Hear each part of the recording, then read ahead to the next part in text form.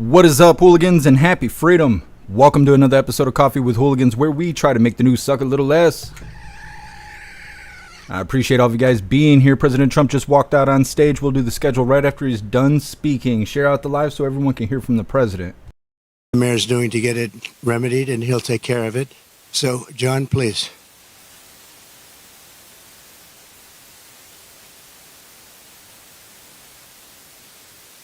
Well, I was only expecting to come speak with the president today, and he's gracious enough to invite me to speak to you all, which is an important moment for the city of Rancho Palos Verdes. In 2002, the Trump golf course opened up here, and they've been a great business here in our community.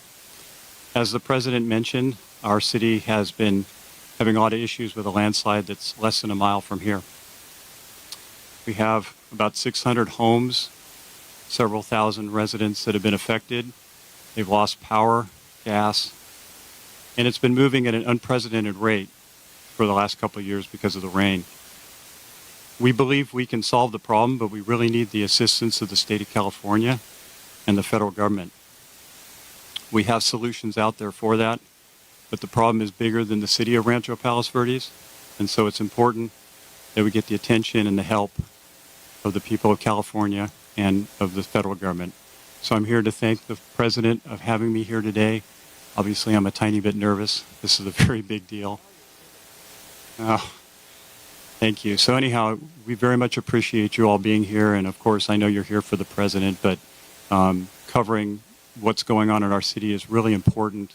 And it's meant a lot to our community of 42,000 people. So thank you so much.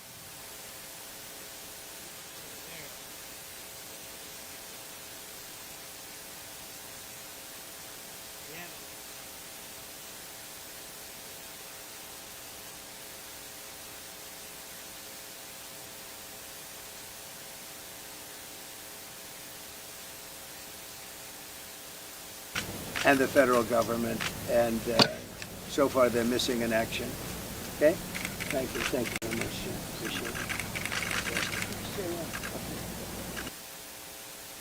This is Trump National Los Angeles, and it's been a tremendous success for a long time. I guess Lily would be 18 or 19 years, I think, right?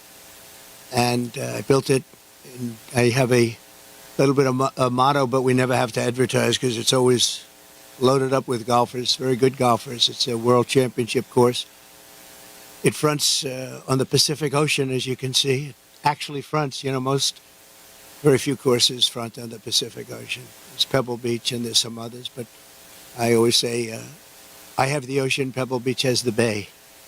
The ocean's better than the bay. And this course is one of the best courses anywhere in the world, and it's done really well, and we've had a lot of fun with it, so it's been great. It's a major property, as you can imagine. We do also lots of weddings and lots of events, and in the ballroom right behind you. And people get married literally on a nightly basis looking over the Pacific Ocean. So we have something that's very special. We're proud of it. Well, thank you all for being here. Before we begin, I want to express my support for all of the families affected by the landslides in Rancho Palos Verdes. The slides are something can be taken care of. This area is very solid. But you go down a couple of miles down, you'll see something that's pretty amazing. The mountain is moving, and it can be stopped, but they need some help from the government, so I hope they get the help, and I'm sure John will have the help. And I want to thank the mayor for the great job he's doing. I tell that to the people. What a great job he's doing. I just met with the mayor and especially want to salute all of the public safety and emergency personnel who are working down the road, as well as the utility workers who are fighting to restore service to local residents. It's another thing when you live along the coast. Sometimes that happens. It's a little bit more difficult, but when they fix it, there's nothing like it. There really is nothing like it. I'm here today in California with a very simple message for the American people. We cannot allow Comrade Kamala Harris and the communist left to do to America what they did to California. The state of California is a mess with people leaving, and nothing's going to stop them. They're going to other states. Some are going to other countries. But what they've done, Gavin Newsom and Kamala, I'd almost say Kamala more so, she destroyed San Francisco and she destroyed the state. When you look at the kind of destruction that's taken place, it's all man-made or woman-made destruction, too. It's things that should have never happened, but we're not going to let that happen with 4 more years of her in the White House, because if you have what happened to this country as what they allowed to happen in California and San Francisco, one of the great cities of the world 15 years ago, and today it's not in a very good position, to put it mildly, in this state, which is probably the best piece of real estate in the world, this state. You have the sunshine, you have the ocean, you have everything. You have the perfect weather, the best weather, and they've hurt it so badly, so badly. Decades ago, San Francisco was known as one of the most beautiful cities anywhere in the world. A friend of mine, a friend of a lot of the people here, Bob Tisch, used to say San Francisco is the best city in the United States, the best city there is. And he passed away a number of years ago, but he wouldn't believe it. He used to always talk about San Francisco as our greatest city. He owned Lowe's, good company, great company. And he would say it constantly, and now you see what's happened. And it can be brought back, just like our country can be brought back, because we're a nation in decline. The decline of this whole state is one of the sad chapters in what's gone on with the radical left lunatics that we have to put up with. As the San Francisco district attorney, Kamala was the godmother of sanctuary cities. She was right out there at the forefront. And also the movement of defunding the police. She was there right at the beginning. She boasted, quote, "We are a sanctuary city and we always will be." Well, they're sanctuary cities of crime. One of the people that Kamala gave sanctuary city to and put in as DA was Edwin Ramos, an illegal alien MS-13 gang member who savagely murdered a father and his 2 sons after mistaking them for members of a rival gang. She knew this, and she came to his defense. He had previously been arrested for robbing a pregnant woman and killing many, they say. Kamala refused to get him out of our country, and he went on to do very significant damage. She also gave sanctuary to illegal alien Ronnie Aguilera, who murdered a 14-year-old boy, nearly decapitating him with a sword. He enjoyed watching this take place with a sword by his hand. Kamala launched her tenure as DA with a San Francisco police group described as a, quote, fire sale for plea deals. They made plea deals. The only one they don't make a plea deal with is Trump. They go after their political opponent, especially when they haven't done anything wrong. You saw more charges were dropped yesterday in Atlanta, Georgia. It's all politically inspired. It's all against their political opponent. We won the case in the big case. They said the big case. I've completely won that case. The documents case in Florida. Case was thrown out with deranged Jack Smith, deranged prosecutor, that if he devoted his efforts to violent crime and to the border, which they should have, would be in a lot better position as a country. In one sweetheart deal, Kamala gave only 12 years to a monster known as David Taylor, who got high on crack and murdered a 65-year-old mother with a hammer and a pair of scissors. He wanted to come out, and she wanted to get him out as quickly as possible. In another plea deal, she gave only 6 years to a man who killed a disabled veteran with a knife and then left his body to rot in a bathtub. Kamala refused to seek the death penalty for a gang member who murdered San Francisco police officer Isaac Espinoza during a traffic stop, very innocent traffic stop. She didn't have the decency to call his family, never did, to explain her decision. Why would you do this? Why would you give such leniency to somebody that just killed the police officer, but her son? This was a major reason why the San Francisco Police Officers Association has refused to endorse her in every single race since she became district attorney. The police don't endorse her. And she's got virtually no endorsements now, but I have almost every police group in the United States. We just got the endorsement of almost 400,000 police. You saw that the other day. The Fraternal Order. And it's the largest police group in the country. But we have the endorsement of every sheriff, just about every single police group in the United States. And unadulterated, they are so happy to endorse. After Kamala Harris and Gavin Newsom took charge of San Francisco, homelessness increased by over 200%. While Comrade Kamala Harris was Attorney General of this state, murders rose significantly. Car thefts went through the roof. Gun assaults rose at levels never seen before. And forcible rape went up by much more than the 73% that they reported.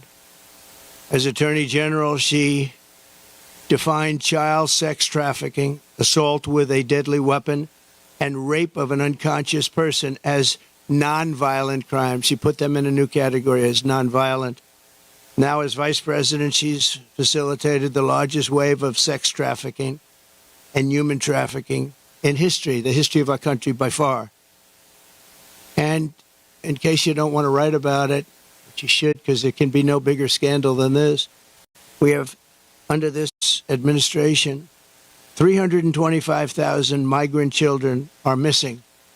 325,000.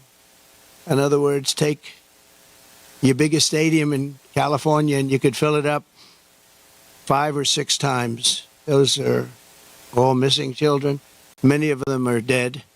Many of them are sex slaves and slaves of different nature.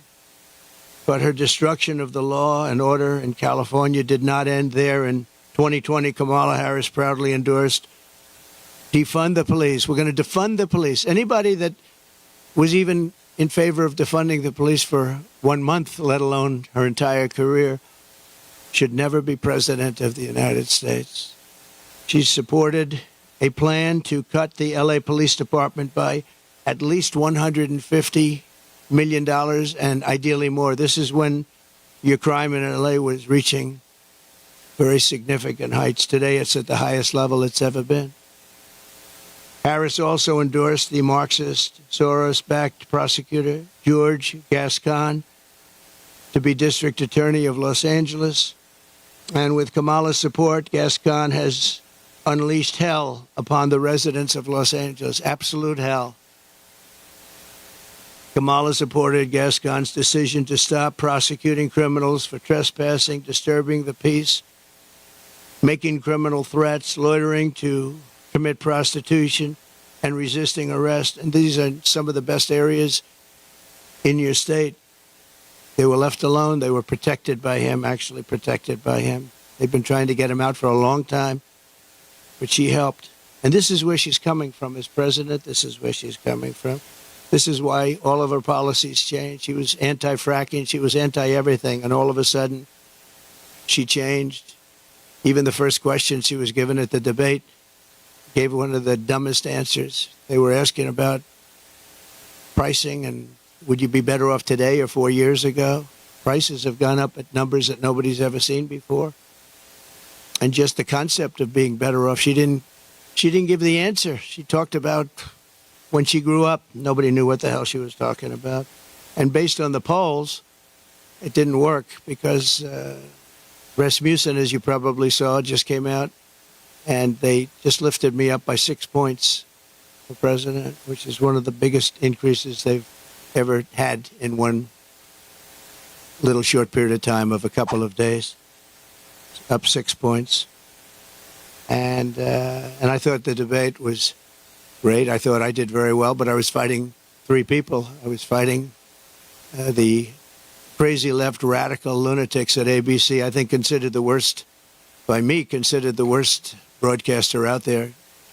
George Slopadopoulos, that whole group, they're bad. And I lost a lot of respect for David Muir. He came at me with things, and we'll go over it in a second, but I was right about the crime stats going way up. The fact is the FBI didn't report them, and we're able to keep the stats essentially flat.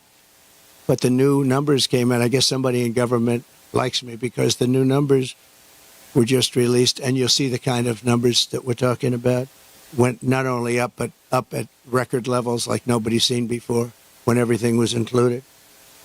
And thanks to Kamala, since 2020, crime and drug overdose deaths here have skyrocketed by 40, 50, and 60%, and murder has reached an all-time high. We don't want this for our country. That's why I'm doing this. I don't like doing this, other than I know you all have the nicest view you're going to ever have. But somebody's got to explain this one. There's a radical left, Marxist, communist, fascist. As border czar, she then launched a colossal invasion of California's southern border. Just yesterday, the Wall Street Journal reported that a Venezuelan gang is expanding its deadly reach in the United States. First sentence of the story begins, U.S. law enforcement officials have watched with alarm the spread of a Venezuelan gang known for dismembering people. Dismembering people, right? Dismembering people. From Chile to Colombia, they're all over the place. Now they're in our country. They're known as MS-13. They're considered the meanest, toughest gang in the world. In Long Island, not so long ago, two young 16-year-old girls were walking to school, and they carved them up with a knife. They killed both of them. They carved them up with a knife. They didn't want to shoot them. And we got them out. I got them out so fast, and we did a big number. And I wanted to thank ICE while I'm at it, because ICE has been unbelievable. Border Patrol has been unbelievable. And she wants to get rid of ICE. She wants to dismember ICE. She wants to take them out. And if you didn't have ICE, you'd have a problem in this country. ICE would go in. I remember in Long Island with us, they had a gang that was brutal, MS-13 gang. They came out of prisons from different places. And they formed, for whatever reason, Long Island seems to be a place. And I'll never forget the scene of ICE going into a rat's nest, they call them, when you have a lot of them together, rat's nest. And they walked into that nest, and you just saw arms and fists and feet. Everybody was flying. And 3 minutes later, he saw it. 3 minutes later, they walked out with these guys, dragging them out by their feet and throwing them into paddy wagons and bringing them into jails. And then we got them out of the country and moved them back to where they came from, which Obama was unable to do when he was president. Obama was unable to do because the countries wouldn't participate. They wouldn't allow them back. But I called those countries, three of them. Guatemala, take a look. Mexico, too, to a large extent. And I think probably the worst of all, we had four countries. Colombia was rough. We had four in South America. But the South America is no longer the problem. We have bigger problems elsewhere. Guatemala, a lot of problems in Guatemala. A lot of bad people coming out. We called, I said, let me speak to the president. I told him, you're not getting any more foreign aid. I got $750 million a year. I said, no more foreign aid. Why? Because you send people over in caravans and you won't take them back, and they're criminals, and we don't want them in this country. And you wouldn't take them back with Obama. They would put planes on the runways, big planes on the runways, so you couldn't land the planes loaded up with prisoners. And I said, that's okay. You can keep doing it. We're not paying you 10 cents. And they called me back 20 minutes later, one of them the next day, three countries. And they said we would be honored to take MS-13 back. We like them very much. We're wonderful people. And we got them out by the thousands and thousands. We got them out. And that I attribute to ICE and Border Patrol. They're incredible people. Not only is Comrade Howard, I mean, if you take a look at this, but not only is Comrade Kamala allowing illegal aliens to stampede across our border, but then it was announced about a year ago that they're actually flying them in. Nobody knew that. They were secretly flying in hundreds of thousands of people. Some of the worst murderers and terrorists you've ever seen. They were taking anybody that wanted to come in. And they're flying them in. So when they tell you about their borders a little bit better than it used to be, they only did that for election reasons. Not good, but it's a little bit better. But they don't tell you that the flights are still coming in here, bringing in thousands and thousands of illegal aliens, and they're being dropped into the midsection of our country, because all states are really border states right now. And I'm the border president. I solved it in 2016, probably got elected because of that in 2016. And really, there was nothing to do in 2020. I said to my people, I want to talk about the border, what a job I did. They said, sir, nobody cares you did it. It was good. We went from a terrible border to a great border very quickly. I did a great job. And then I come in and I look at what's happening now, and the only difference is that the border in 2016 was 1/20th what it is now. We have the worst border in the history of our world, of the world. There's never been a border like this. And I want to be the border president, and I hope you call me the border president, because I'm going to show you what a border security job we can do, and we're going to do a job like never has been done before. There's never been a border like this. I believe the real number is 21 million people are here, and many are thugs, criminals. And remember this, if you go to South America, and if you go to these countries that have taken their prisoners out of their jails to empty their jails and dumped them into the United States like we're a dumping ground, you're going to see their crime rates have gone down by 50, 60, 70, and 80%. If you look at Caracas, Venezuela, they took their criminals and drug dealers and rapists off the street and they dumped them into the United States of America. Dumping ground, they call it. We're a dumping ground for Venezuela because we have stupid people running our country. And you think Biden's bad? This one's going to be worse than Biden.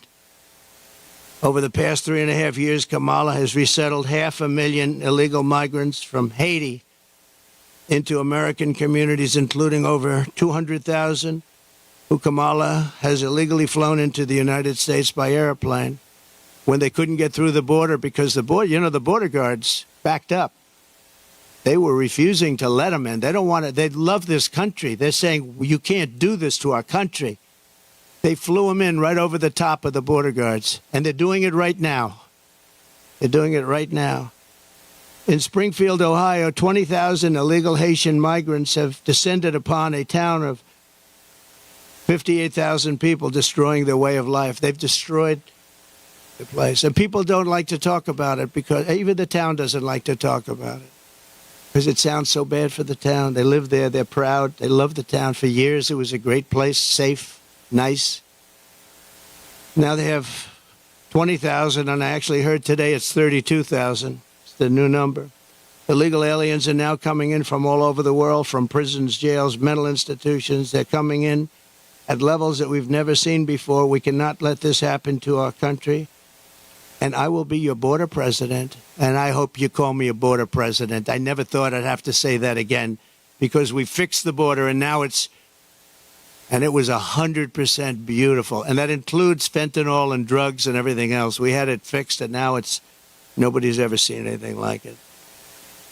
And I guess they want to do it because we built hundreds of miles of wall, and we had hundreds of miles, I said, after we completed, much more than I said I was going to complete. And it had a huge impact.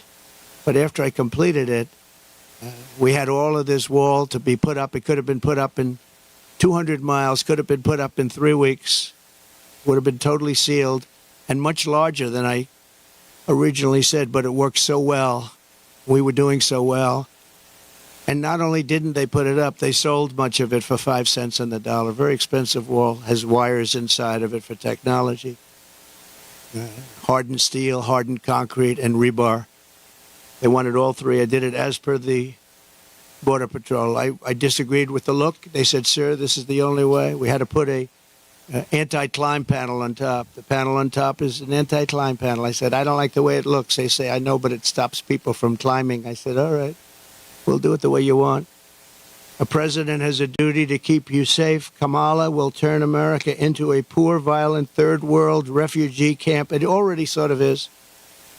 We have elections that are a mess, and we have a border that's the worst of any border ever in the world. There's never been a country ever in the world that's allowed 21 million people to come across in a short period of time. And children and the children of American citizens are at the mercy of barbaric criminals. You take a look at what's happening in Colorado. The governor's afraid to even talk about it. The governor is a Democrat.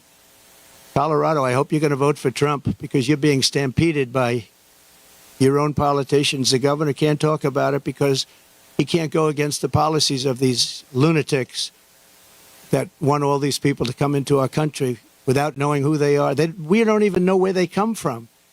As of last week, I was told by Tom Homan, we had 168 countries represented over the last 12 months.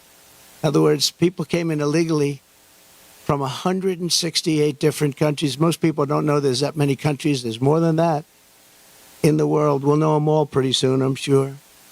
In breaking news yesterday, the premier statistical agency at the Justice Department, you remember where David Muir tried to correct me when I said that crime is rampant like never before. He said, oh, no.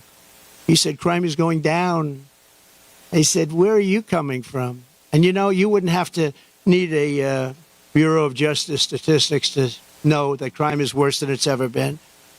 And I guess they probably watched the debate and they heard this foolish man, this foolish fool, make that statement to me that, no, crime is coming down. The FBI said it was coming down. The FBI defrauded everybody because what they did is they used statistics not including some of the worst areas and some of the worst cities.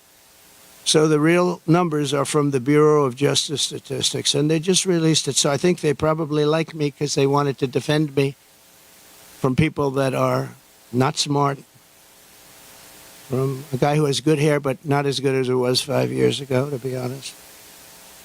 And they just released brand new numbers, just out last night, late, showing that since 2020, so this guy, David Muir, was correcting me, the FBI. Now, the FBI defrauded, just like they defrauded on the jobs, 118,000 jobs that didn't exist. The FBI, in this case, defrauded. So violent crime, just out, nationwide is up 40%. Rape is up 42%. Car theft is up 42%. Aggravated assaults are up 55%. And violent attacks on strangers are up much more than 61%. So those are your numbers. See, those are the numbers. Now, I think he corrected me 11 times. Of the 11 times, I don't think he had the right to correct me at all. Didn't correct her once. Like on Project 2025, I have no idea about. It had nothing to do with me. He didn't correct her. He knew that. Charlottesville, nothing was done wrong. All you had to do is read my statement one more sentence, and you would have seen that. Sean Hannity, Laura Ingraham, Jesse, all of them. Greg Gutfeld, they all took that and they corrected it many times, but they keep coming with the same lies. I'm going to save Social Security, and I'm going to make it good, and we're not going to raise the age, just as I did for 4 years when many Democrats wanted me to do something about it. And she'll go around saying, oh, Trump is going to do bad things to Social Security. No, she's going to do, because she's putting these illegal immigrants onto Social Security, onto Medicare, and she's going to destroy those programs, and the people are going to have to pay. But I'm going to save them. But David Muir said exactly, I quote, President Trump, as you know, this is after I made the statement that crime is at record numbers. President Trump, as you know, the FBI says overall violent crime is coming down in this country. Now, anybody that says it's coming down, when you look at all of the migrant crime and all of the other crime, and this doesn't even include most of the migrant crime. So it's up 55, 65, 75, and 85. In one category is up 89%. And these numbers have just been released by the government. I appreciate the person that released them. I think he came to my defense, actually. But the people understand it. In fact, he was wrong. The FBI totally fudged the numbers. And I really believe it's actually a fraud what the FBI did. It's a fraud. And it was a fraud when the administration, I call it the Kamala, because I don't even know who our president is anymore. Where is this guy? They took it away. This was an overthrow of the president of the United States. This was a coup. He got 14, think of it. He got 14 million votes. She got no votes. She was the first one that lost, and now I'm running against her. They went in. I was 19 points up in the poll. I saw their poll. They went up after the debate with Biden. I have debates with everybody. But the first debate, we had two debates. We didn't have one. First, I had Biden, and he was 19 to 21 down. And they went, that's when they went, and they said, you can't win. You're going to get out. And he said, no, I'm not. I'm not going to get out, which was his right to say. They said, well, if you don't get out, we're going to execute the 25th Amendment. And he said, like I said, I'm going to get out. And he hates her beyond any. I think he hates her probably almost as much as he hates me. I think he still hates me a little bit more. But he hates her. He hates her. He hates what she did. And, you know, when they talk about democracy, well, that's not democracy. He had 14 million votes. She had none. And she was the first one out of the 22 people or so that ran as a Democrat. She never made it to Iowa, first state. She never made it to Iowa. She was the first one out, and now she's running. So you tell me how that works. They wanted to be politically correct, that's all. But we're not going to let her destroy our country. In fact, the David Muir character, he's lost so much respect. Everyone's talking about him. He's a joke. And ABC News is a joke, too. But most of the fake news is pretty much of a joke. He said that the FBI, and he didn't know this, I guess, at the time. He probably did. But the numbers and the cities that weren't included in those numbers were Chicago, Los Angeles, San Francisco, Oakland, New Orleans, and many others of similar crime numbers. In other words, so they didn't include the worst crime numbers in the country. Look at those numbers. Chicago's not included. Los Angeles not included. So they could say the numbers are flat, but they didn't include the big boys. And that's a fraud on the public. And as I said, it was a fraud also, just like with the so it's 818,000 jobs that they said existed that didn't exist. And they thought they could hold the number off until after the election, anytime after November 5th. But that didn't work out because they had a whistleblower that released the numbers. And then you have Kamala's claim that she worked at McDonald's. She never worked at McDonald's. It's a lie. They went in, they investigated it, and the fake news won't report that. They won't report it. The only one that reported it was Fox, but the fake news won't. She never worked at McDonald's.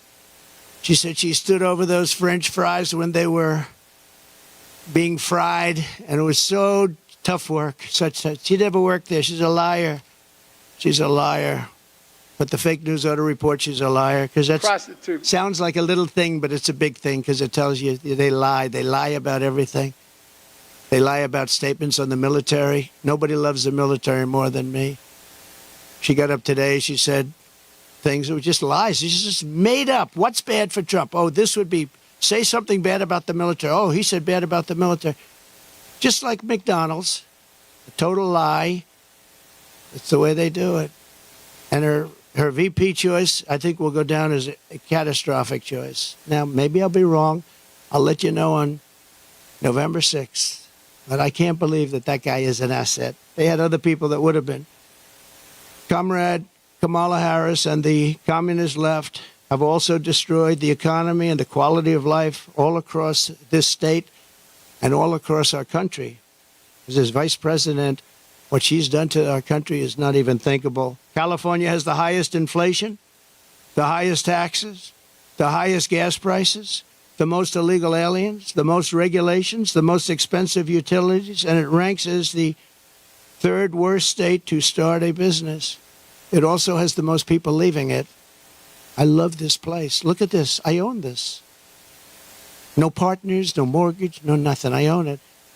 And I'm talking so badly about the state. It hurts me to do it. I would never do this except for the fact that I'm running for president and I want to save the country.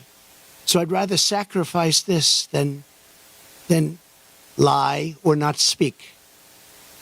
But think of it. I'm knocking the hell out of the state of California. I'm saying how bad she was and what a bad job she's done.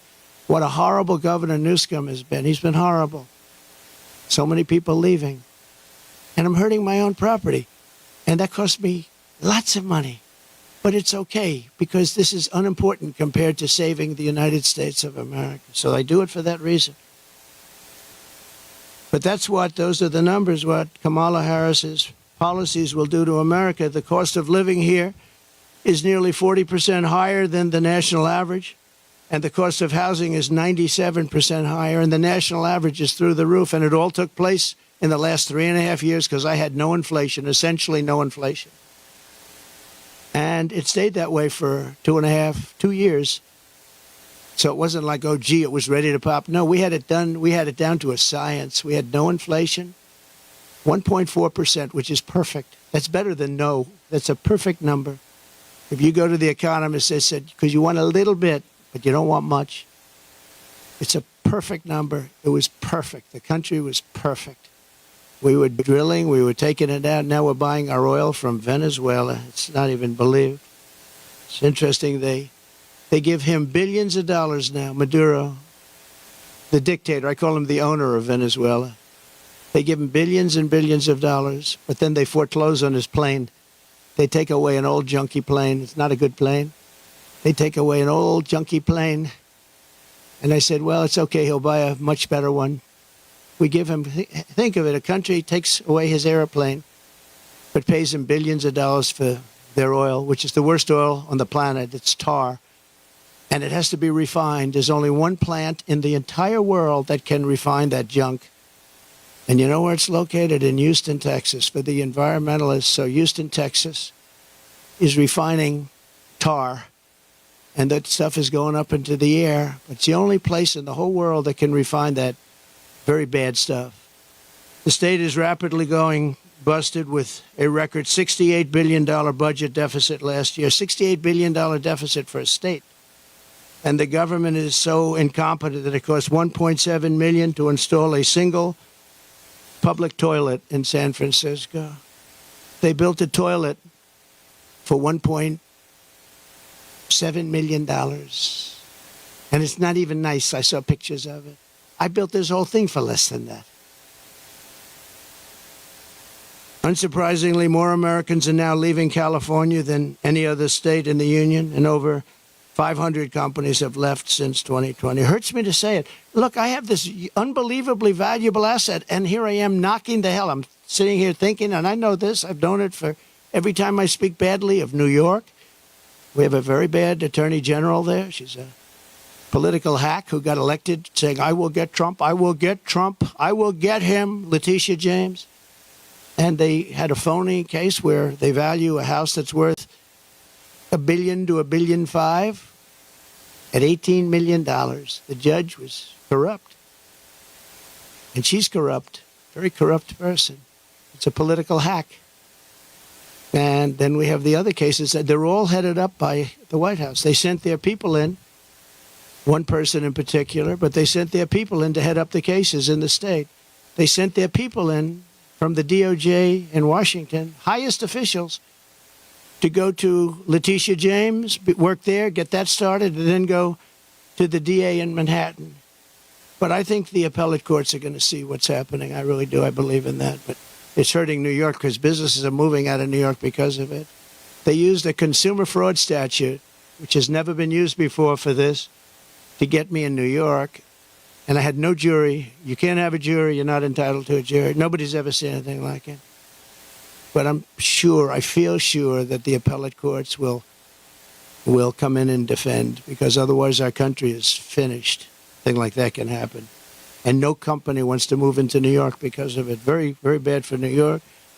In the face of this crisis, the Kamala Harris Democrats in Sacramento, they're in Sacramento and all over the place, just passed a bill that I think the governor's rejecting. I hope he rejects, but I think he was given a lot of pressure. $150,000 home loans for only illegal aliens.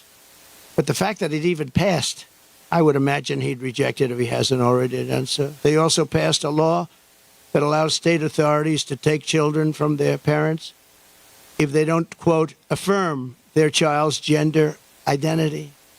When Kamala Harris said the values that she has have never changed, I really think that was probably the only true statement that she made. They've stayed true, and you look at what they are. They're the same as what they were 5 years ago, 10 years ago. They want to confiscate your guns. They want to take your guns away. They're going to take your guns away if I'm not elected. Anybody that owns a gun, if you vote for them, you're crazy. Any Jewish person that votes for Kamala is crazy. She wouldn't go to see the Prime Minister of Israel in Congress. Think of that, because she had a sorority party, which she considered to be more important. It's a big deal when a Prime Minister comes to Congress and speaks, and she doesn't want to go because she's at a sorority party. But that wasn't really the reason. The really reason is that she hates Israel. And I say that Israel will not exist in 2 years from now if she's elected president. And she'll be very happy if that happened. Israel will not mark me down. You know, they have a hat, and I didn't put it. They say, you know, Trump was right about everything. I've been right about everything. So I end on that, and I just want to say that I'm going to hopefully be elected. Polls have gone way up since the debate. I'm going to be reelected and come in for a second time. We did, as I said, much better the second time than we did the first, but some bad things happened. But we're doing it now, and more importantly, I'm looking to the future. We're going to make our country bigger, better, greater than ever before. We're going to turn it around. We're going to get rid of the criminals that have been allowed to come into our country and prey upon our citizens, their children. We're going to get them out. And it's an honor that you're here. If you'd like to take some questions. No?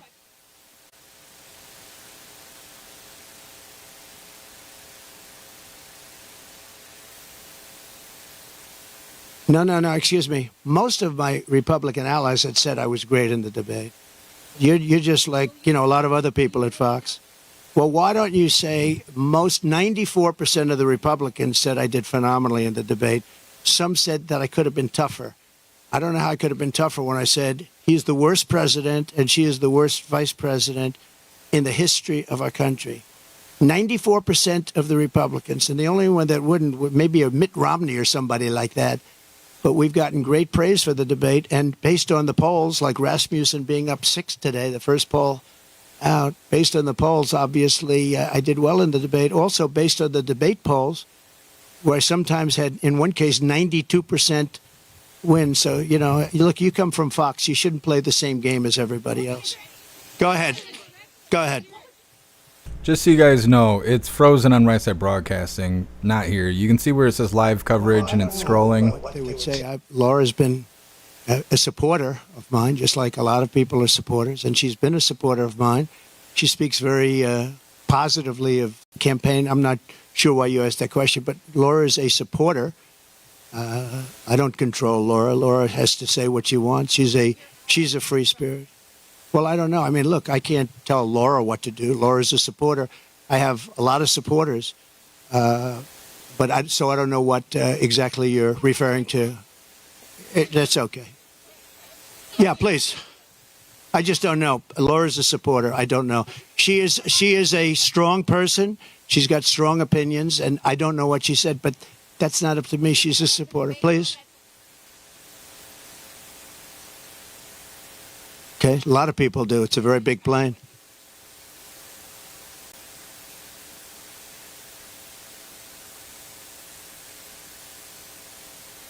Well, I have to see what the remarks are. You're telling me for the first time we're here discussing the destruction of San Francisco and California by a person that's running for president. So I don't even know what you're talking about. I do know that she may have said something based on what you're telling me, but I don't know what she said. But I'll go take a look and I'll put out a statement later on, but I really don't know. Please. Trump's the man. Yes.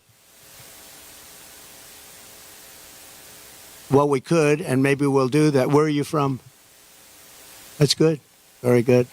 They're doing a very good job. Yeah, that's very good.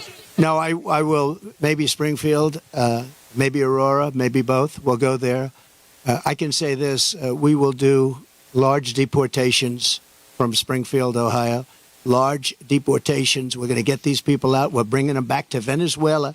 You know, he told Biden he's not accepting anybody back. They moved all their criminals Not all of them, but the rest are moving in now. They emptied their jails in Venezuela, emptied their criminals, emptied the nests. They call them nests of bad people. They're all now in the United States, and they're now taking over cities. It's like an invasion from within. And we're going to have the largest deportation in the history of our country, and we're going to start with Springfield and Aurora. Okay?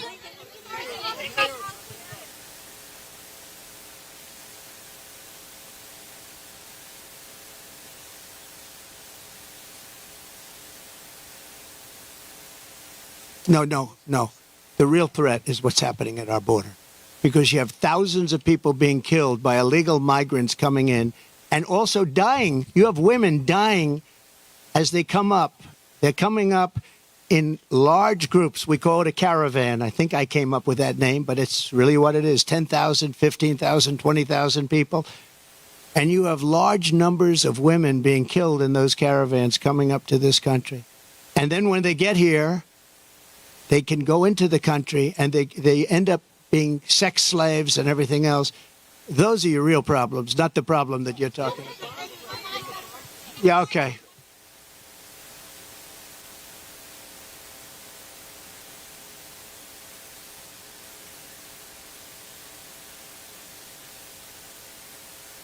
Well, if you go to the people of California, they don't want to have sanctuary cities anymore. They're tired of sanctuary cities. Sanctuary cities are really blocks that protect bad people from deportation and other problems.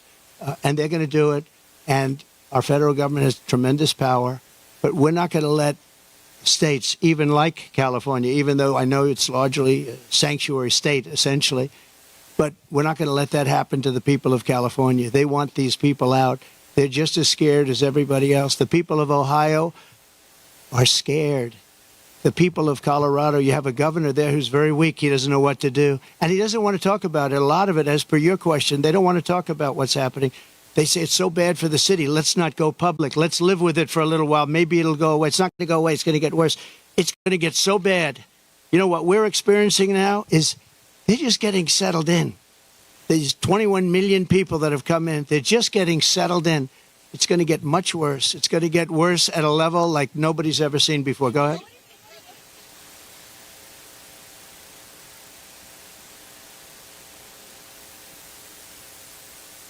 Yeah. That's right.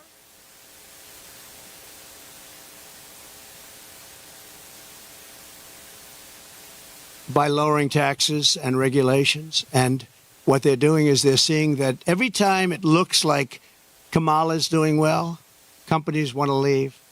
Stock markets go down. The stock market, there's a great gentleman, Scott Bessent, who is one of the top Wall Street people. He said the market's only up because they all think that Trump is going to get elected. We had a great stock market. Even with COVID, we ended up handing over a market that was higher than previous to COVID or the China virus coming in. No, we are going to make sure that the taxes are going to stay where they are and or come down, ideally come down, both for the middle class and for corporations, because corporations put the people to work. We had the best numbers in the history of our country, by far, not even close. And there are companies leaving because they cannot stand what's happening right now to our country. And one of the reasons I'm doing this today is to let them know you're not going to have to leave because we're going to take care of the problem. They have a tremendous crime problem. Like if you're in Los Angeles, look at the crime numbers. And then you have the FBI lying about the numbers, saying the numbers went down. But anybody with common sense know the numbers are through the roof. I didn't know they were as high as they are. But think of it. How good is a person from a government agency that would release the numbers when they saw that I was unfairly targeted by ABC, and you could say by the FBI with false numbers? So, I mean, I have great respect. I have to find out who that person is or who that group is, but I have great respect. Go ahead, one more. You okay?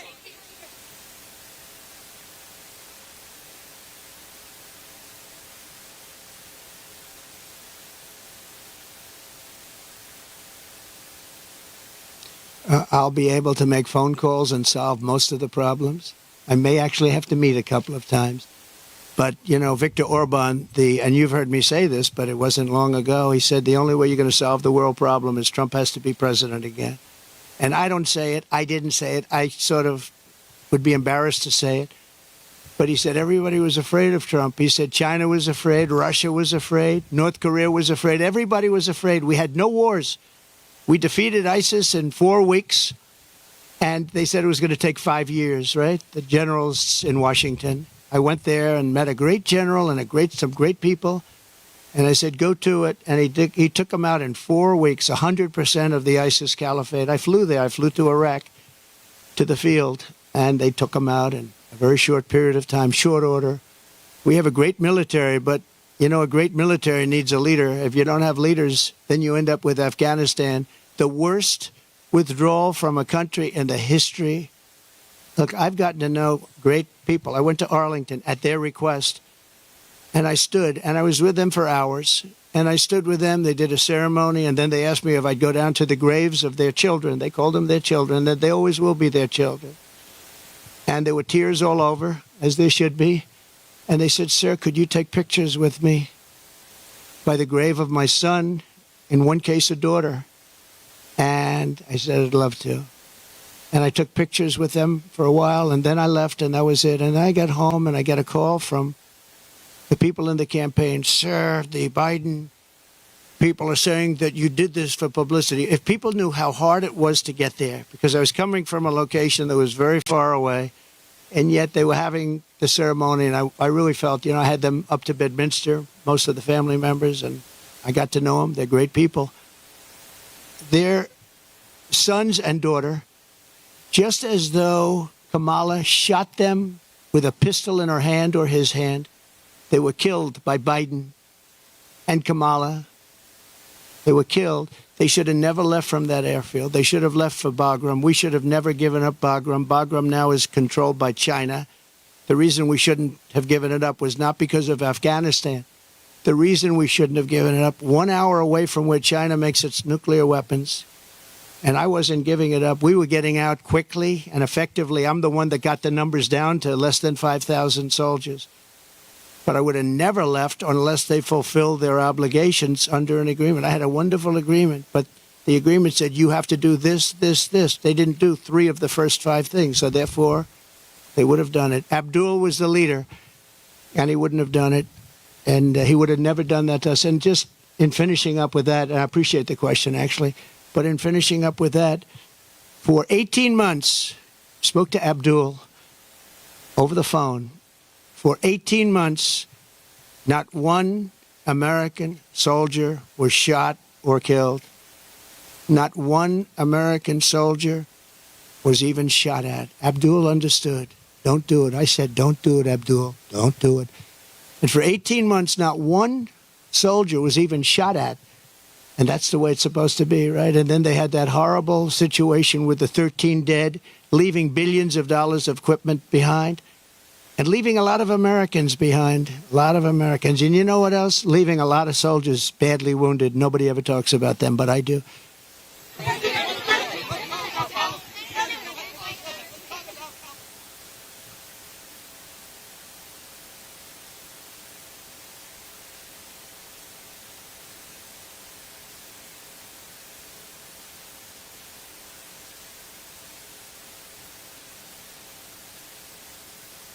Well, I would have a great relationship with them.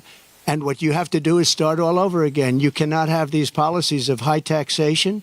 You can't have these policies of politics where you go after your politicians. You have to have an honest voting system because, you know, you don't have an honest voting system. They send out millions and millions of ballots. They go all over the place. Some people get 2, 3, 4, 5. You have a very dishonest system over here. If I ran with an honest vote counter in California, I would win California. But the votes are not counted honestly. It's a very dishonest system that you have in California. And I'd make it business friendly. Right now, it's business unfriendly. Look, Elon Musk is a friend of mine. He endorsed me very powerfully. He endorses me every time he speaks. He really wants to see us win because he knows we can do a great job and turn it around. He left California. I said to him, Elon, did anybody ever call you? It's a big company. He moved to Texas. A lot of people moving to Texas. Great state. Excellent governor, an excellent lieutenant governor. Great people. They love entrepreneurs. They love the people that live there. They want to keep their taxes low. Taxes are way too high here. But I said to Elon, So you have a big company and you're moving it to Texas from California. Did anybody call you, like the governor, to try and get you to stay? No. Did anybody see you, write a letter, do anything to try and keep you to stay? You have thousands of jobs. He said nobody ever called. There'd be so many things you could do. This would be the easiest place to turn around if they knew what to do. Look at it. I mean, look at the weather. We're standing out here on the Pacific Ocean in the most beautiful weather. A lot of states don't have weather like this. They don't have Pacific Oceans.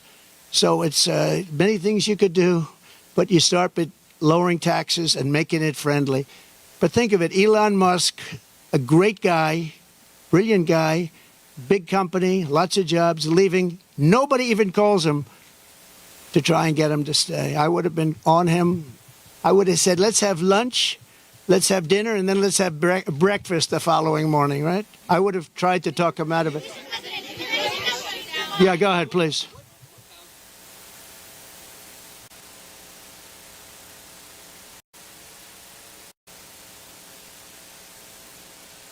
No, I don't know that much about it. No, I don't. I know she's a big fan of the campaign, but I really don't know. I would say that, well, she brings a spirit to us that a lot of people have. We have very spirited people. And in all fairness to her, she hates seeing what's happened to the country, I guess. I mean, she hates seeing what's happened to the country. So do I. It's very sad. It's very sad when I have to stand out here on my property and say how bad California is. Did you have another one?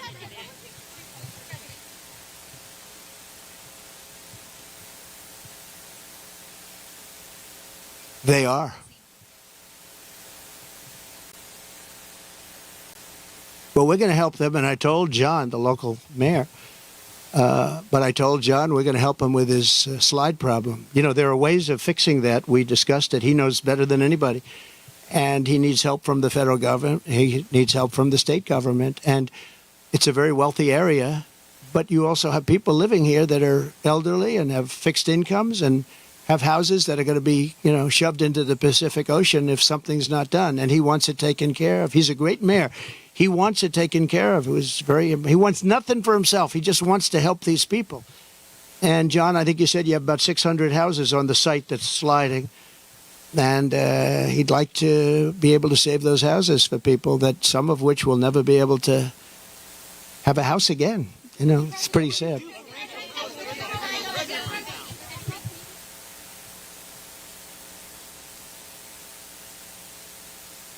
No, I'm not selling. No, I love it. I mean, I use it as a method of getting out my word. You know, when it opened, it went way high, but then the SEC gave us nothing but problems. We had to go through a long process with the SEC. But people think that I'm leaving. That's why they're down, because if I leave, you know, it's different if I leave. But I'm not leaving. I love it. I think it's great. Mechanically, it works the best.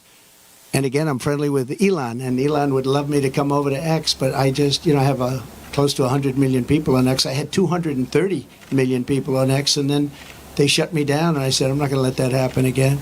You know that. I had hundreds of millions of people on X, at Facebook, and Instagram. I think more than anybody. Zuckerberg told me at the White House, he said, congratulations, you're number one on Facebook. This is a number of years ago. And then all of a sudden I went from being number one to having no voice. And after about 2 or 3 weeks, because I have a lot to say, I put out old-fashioned press statements, like a press statement. And they got really successful, and they did very well. And then we built this platform. And the reason I built it is because I don't want to have my voice shut down. But a lot of people think that I'll sell my shares. You know, they're worth billions of dollars, but I don't want to sell my shares. I'm not going to sell my shares. I don't need money. And it is for me, it's a great voice. It's a great voice. And it's a voice, it works so well. And we just won, as you know, we got final approval from the SEC. It took us a long time. And that really turned it off. You know, when I originally opened that stock, it went from about 2 to about 182. Did you know that? It was the biggest increase in the history of the stock market. I believe, you know, I have to say I believe, because you're going to find one company, maybe more, who knows, but I believe it was the single biggest movement. And I think I was worth $61 billion from that one stock. And then we had nothing but problems with the SEC.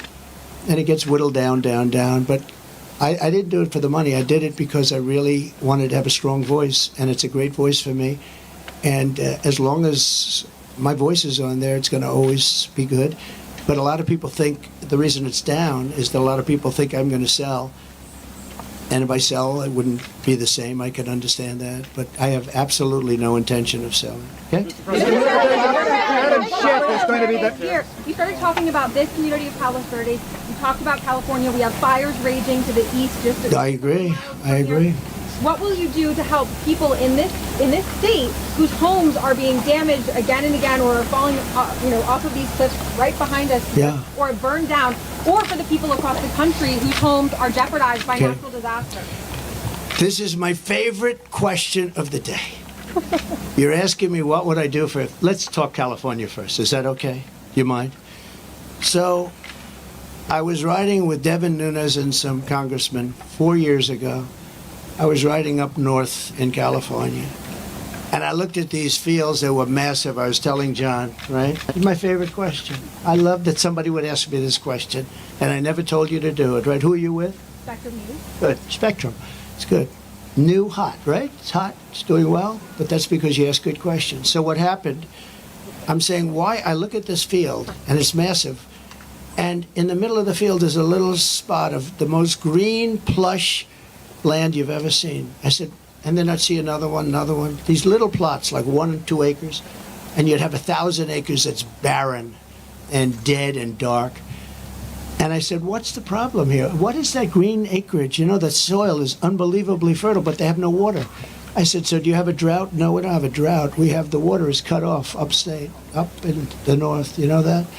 And the water, in order to protect a certain little tiny fish called a smelt, they send millions and millions of gallons of water out to the Pacific Ocean, way up north. Never even gets close to here.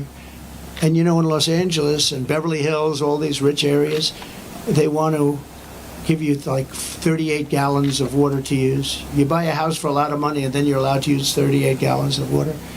But you have no water down here. And the reason you have no water, you have the canals.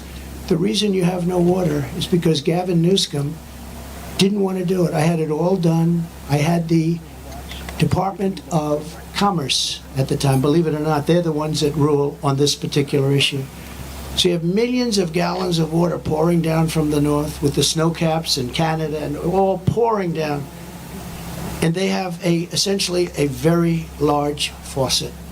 And you turn the faucet, and it takes 1 day to turn it. It's massive. It's as big as the wall of that building right there behind you. And you turn that, and all of that water goes aimlessly into the Pacific. And if they turned it back, all of that water would come right down here and right into Los Angeles. They wouldn't have to have people not use more than 30 gallons and 32 gallons. They want to do that, you know, they're trying to do that. And you have so much water, and all those fields that are right now barren, the farmers would have all the water they needed. And you could revert water up into the hills where you have all the dead forests, where the forests are so brittle. Because no place is like California. I go to Austria.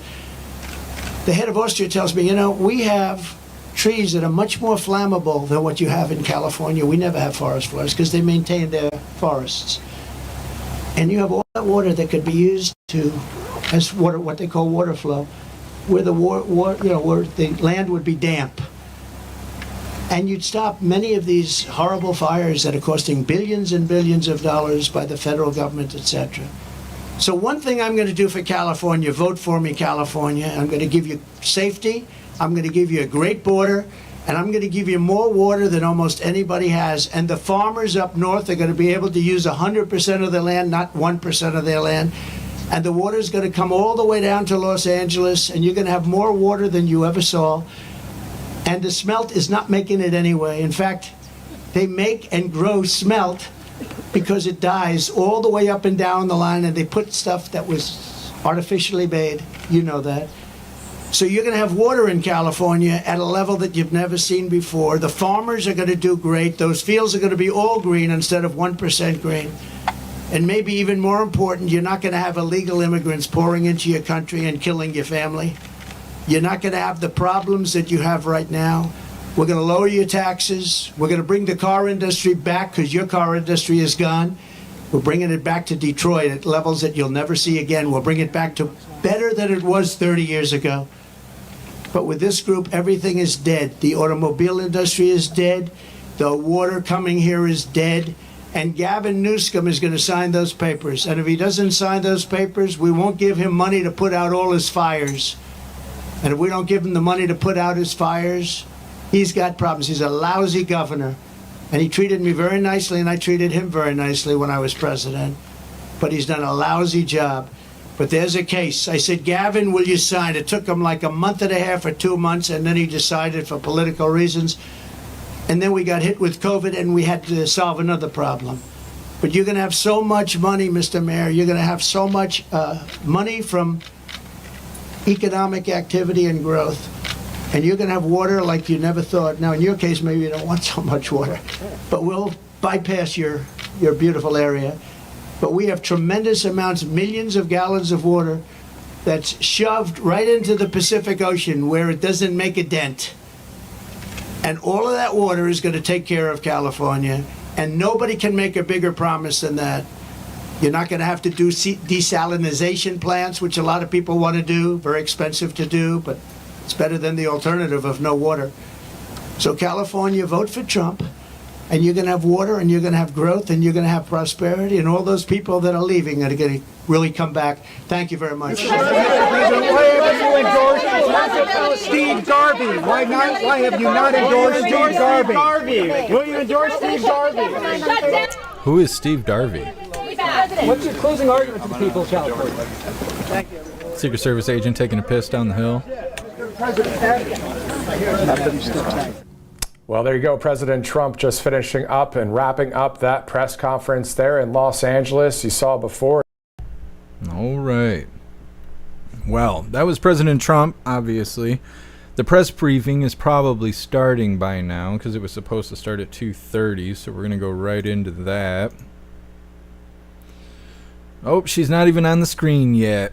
All right, well, we're going to read through the chat really quick and see what you hooligans think about President Trump being live. We're also going to read through the schedule because you have no idea what's on the menu today. So let's do that first. Let's get these beats rolling. All right, we'll get KJP on the screen. You guys are welcome to drop what color duds you think she's going to have on today. But first, I got to remind you guys we have these outraged hooligan t-shirts. Comes in shirts for men, shirts for women, tank tops for men, tank tops for women, coffee mugs, stickers, dog tags, all kinds of stuff, pullover hoodies, zipper hoodies, if I didn't say that already. Go check out the new stuff. It was made by Alistair because he's such a badass. He's sick right now, not feeling good, so I hope he recovers quickly. But either way, go check this out. I will drop the link to the merch store in the chat while we're doing everything else. So let's get this off the screen. All right. So on the menu today, and I will drop that link tree link, don't you worry. If you're impatient, go ahead and use the link tree in the description. Either way, we just covered President Trump holding a press conference in Los Angeles. We have the press briefing with Press Secretary KJP. And then 10 p.m. Eastern time tonight, we will be covering President Trump live. He's holding a MAGA rally in Las Vegas, Nevada. It's going to be a good time. Like I said, 10 p.m. Eastern time. It's going to be a late one, but it'll be a good one. So hopefully I see you guys here. Obviously, it's not going to be a part of this live. I don't think. We'll see how it goes. Either way, before we get any further, I want to remind you guys, if you would like to join the website, right now is the time to do it. Go ahead and get yourself a membership for jeffmaclive.com. That way you can watch the live. You can post in Hooligans Alley, and you can hang out with all the hooligans in the group chats. Plus, you'll be able to join us Fridays. Oh, yeah, today's Freedom Friday. You'll be able to join us today, 6 p.m. Eastern time, for our voice chat over on the website, which is a lot of laughs. So definitely go get you a membership for jeffmaclive.com. Our first video after the press briefing, unless she decides to take a million years, is titled, How is Google's AI Model Impacting Search Results for Users? They're talking about how Google is using AI to manipulate the search results that are, provided to you when you Google things. It talks about it being biased and how searches related to presidential candidates are even manipulated and stuff, which is election interference. So they talk about that. I don't think they specifically say election interference, but they dance around it a lot in that first video there. Then we have a video titled AI Deepfake Videos Threaten Election Integrity Without Recourse. It's just the propaganda. That's what it is. Just the propaganda. They're talking this nonsense. Oh, AI is going to steal the election. All the bullshit. They're saying it's a tool for disinformation pushers. And then they go and talk about how even if you can tell that it's an AI created video, it's still a threat to their democracy or whatever the hell. And when they start talking like that, it makes me wonder, why haven't they gone after memes? If AI videos that you know are fake, like when President Trump is dancing with a kitty, that's still a threat to democracy, then are they going to go after the memes too? Because I think the memes hit harder than the AI videos do in a lot of different ways. But either way, and they even reference the AI multiverse videos that we show every once in a while, where it shows like Trump holding a gold AK and, you know, all that kind of stuff, Putin and the Pope and all that stuff. They directly reference those videos as threats to their democracy. So lots of lying and crying about AI, of course. Then we got a Jesse Waters video. It's titled "The People of Springfield, Ohio is Begging for Help." This is just a follow-up on what's going on in Ohio. They're still trying to say that, you know, the Haitians eating cats is false, it's fake news and all that kind of stuff. And while they're trying to downplay it, more and more videos are coming out with them snatching geese and ducks and wildlife in Ohio, eating them, even eating them while they're alive. A lot of people are talking about how in Haiti, the most popular religion is witchcraft. And so a lot of these people eating cats and dogs and stuff, they're doing it for like animal sacrifice. They're not even doing it because they're hungry. Yesterday we were covering how they also can't drive for shit. They're driving without insurance. They're driving without license plates. They're causing car accidents. Lots of car accidents. At this point, it's pretty much using a vehicle as a weapon. So we're just continuing our follow-up with Springfield, Ohio, because that place is a fucking disaster right now. And then we got a video titled "Judge Delivers Huge Blow to Fannie Willis in the Case Against President Trump." President Trump just referenced it a little bit there while he was live, but this is details about charges being dropped against President Trump. We will continue to see that over the next year. All these charges, even the cases where he's been sentenced, or you know, the hush money trial and stuff, there's appeals for all that. I assume all of that's going to get rolled back after the election. They're just using it right now to call him names, you know, Orange Man bad and all that kind of stuff. That will be all the news for the day, and we have two funny videos. The first one's titled "Today's Special in Ohio," and then the second one is titled Can't Take Trump Supporters Anywhere." It's good stuff. Either way, we're going to read through the chat really quick as we're waiting for KJP, and if she takes too long, we'll just go ahead and get into these videos here.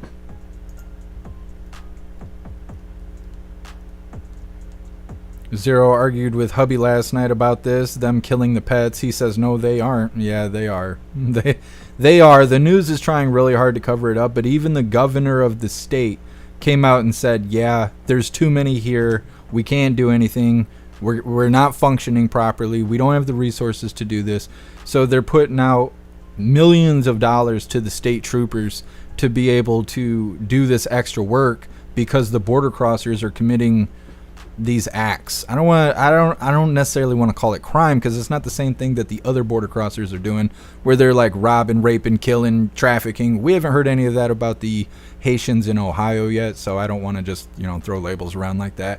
But there's so much overwhelming evidence and police footage, and the body cam footage just came out from that woman that was eating the cat. We covered that on the very first day. That video's, you know, been all over the internet. Well, now the whole body cam footage has come out. And even the officer is taken back by the woman, you know, who was eating the cat. He's like, she's got cat fur in her teeth. And you can hear it in his voice. He's like, I don't even know what to do about this. Never had to arrest anybody for this. So, yeah, I mean, it is happening. There's even journalists going to Ohio to see this for themselves, doing street interviews with randos walking around Springfield, Ohio. I'll try and get some videos on that kind of stuff. For anybody who isn't convinced yet. Not that I'm in the business of convincing you guys, but there's so much overwhelming evidence that there is craziness going on in Springfield, Ohio. It's hard to deny at this point.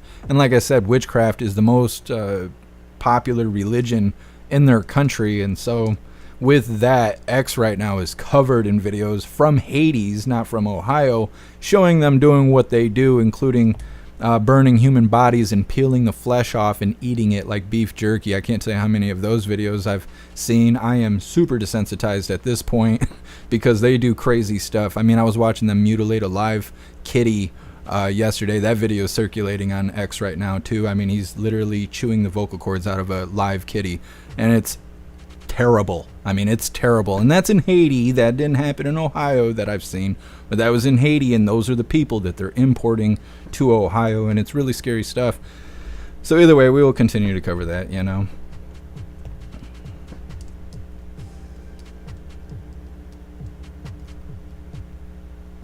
Guess the cat was dessert. Main course was Joe Biden's uncle. Oh yeah, I forgot about that. That's right.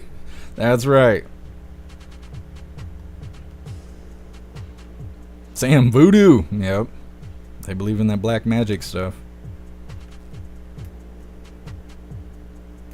Tin Man, we rode from Montego Bay to Oca Rios. I'm sure I'm saying all that wrong. Scared the fuck out of me and my wife. What is out there, Tin Man? I don't even know where that is.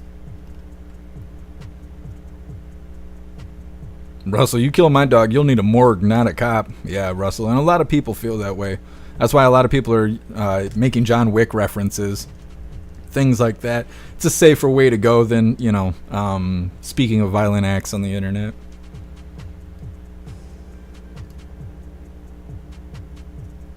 Matt, if they drive anything like the people in Jamaica, they have no place driving here. It's scary to be on the road in Jamaica. Yeah, Matt, I've actually never heard anything about how the people drive in Jamaica. I know that's a thing in Canada. I guess Jamaicans go to Canada a lot. Like they migrate there a lot. And I've heard Canadians talking about Jamaicans, things they like and things they don't like. I've never met a Jamaican person myself. I don't know how often they come here, but I know they're really popular in Canada. I don't know how Haitians drive out in Hades, but they don't drive good here. I'll tell you that. I'll tell you that. All the videos I'm seeing and the police reports and all that stuff, they don't drive very good. Guess some. Are they considered cat burglars too? I mean, you know, in a certain sense, I think you're onto something.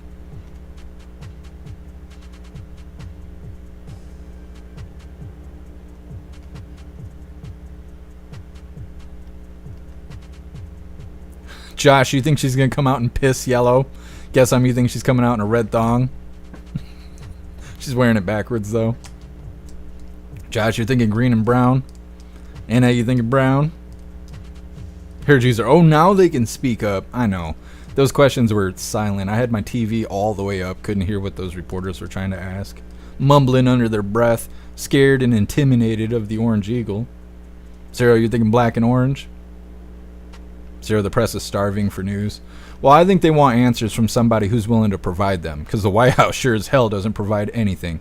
President Trump showing up and doing pressers is probably a breath of fresh air for these reporters. I've never heard of Spectrum News. Have you guys ever heard of that? That's, you know, he was kind of complimenting what sounded like a woman reporter asking questions and stuff. He was like, Spectrum News, you're new, you're hot, da-da-da. I've never even heard of that.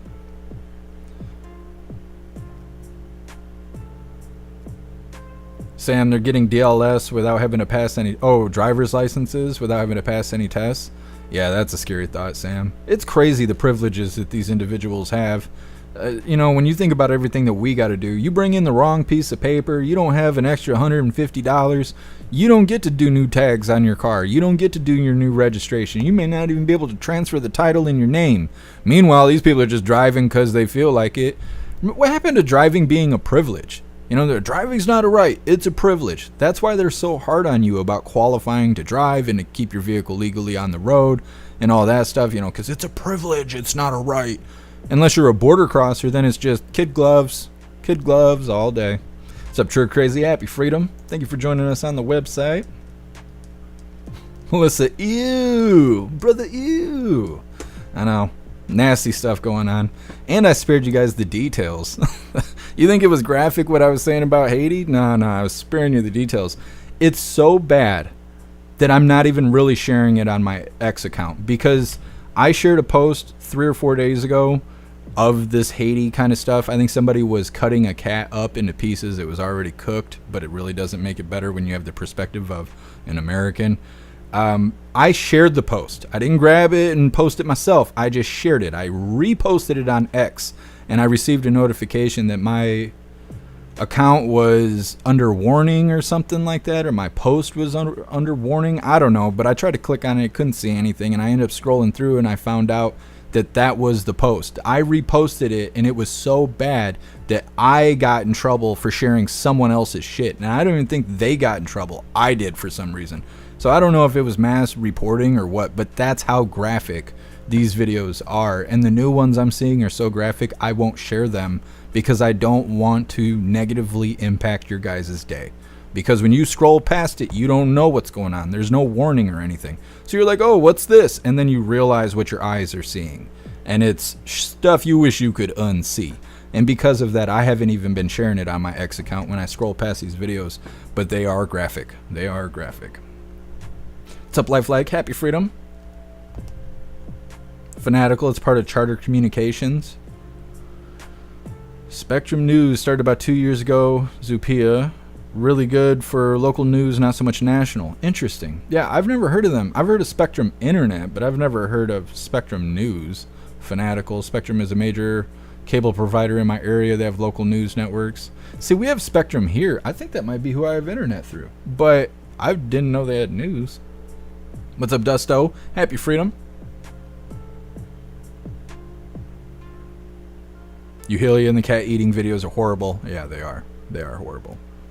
Unfortunately, the more we talk about it, the more the algorithm will bring it in front of you the next time you're on X. I'm on my desktop, so I'm not that worried about it, but we'll just go ahead and move forward before you guys' algorithm's trash. Well, if KJP takes too much longer, we're going to go ahead and move into this first video. Chaplain, what did Laura Loomer say? I don't know specifically what Laura Loomer said. I know she's currently infighting with Marjorie Taylor Greene right now. They used to be buds, and now they're not. I don't know what happened, but Laura Loomer is... I mean, I don't know what she officially is. I don't know what her official title is, but she seems to be an investigative journalist. She's constantly reporting on stuff, big paragraphs. Sometimes she's breaking news. Other times she's saying stuff that ends up getting debunked and is just false information. And so it's hit or miss with her. Sometimes she breaks really good stuff. Other times she's just talking out of her ass. This is all my opinion, by the way. What she is 100% of the time is obnoxious. She is very obnoxious. If you see something she says and you go talk about it, she will show up in your comments and stuff demanding that you give her credit for the words you're saying and all this stuff. And I can understand giving credit. You guys see me do it all the time. I give everybody credit for everything that we show and cover and all that stuff. So I understand, you know, credit, but to show up and write big paragraphs and demand things and all this other stuff, she doesn't have any merit. If they said, no, fuck you, and then they banned her, she wouldn't be able to do shit. You know, she really doesn't have merit. And that's what makes it feel so obnoxious when she's going and attacking people and whatever. And so that's how I perceive her. Now she's infighting with Marjorie Taylor Greene. I don't know what happened. They used to be good buds. They used to talk about each other in press briefings and things like that. Not White House press briefings, but like pressers. And then something happened. They're having a falling out right now. They are both taking turns talking shit about each other on X. And then she was hated on yesterday. We covered that. Well, day before yesterday, but yesterday we had covered that people were upset that President Trump invited her to the 911 ceremony because obviously 911 was 2 days ago. And so people thought that she didn't deserve to be there. She is a 911 conspiracy theorist or whatever. Apparently she points out things that don't make sense about that dark day, you know. And so because she talks about it in an open spirit kind of way, some people think she's disrespectful. She didn't need to be at the 911 ceremony. I didn't even see her there. I know that they were just upset that President Trump invited her. So I don't know if that's what everyone's mad about or if she actually said something new that offended everybody. I'm not really sure. All I know is Laura Loomer is a hot topic right now.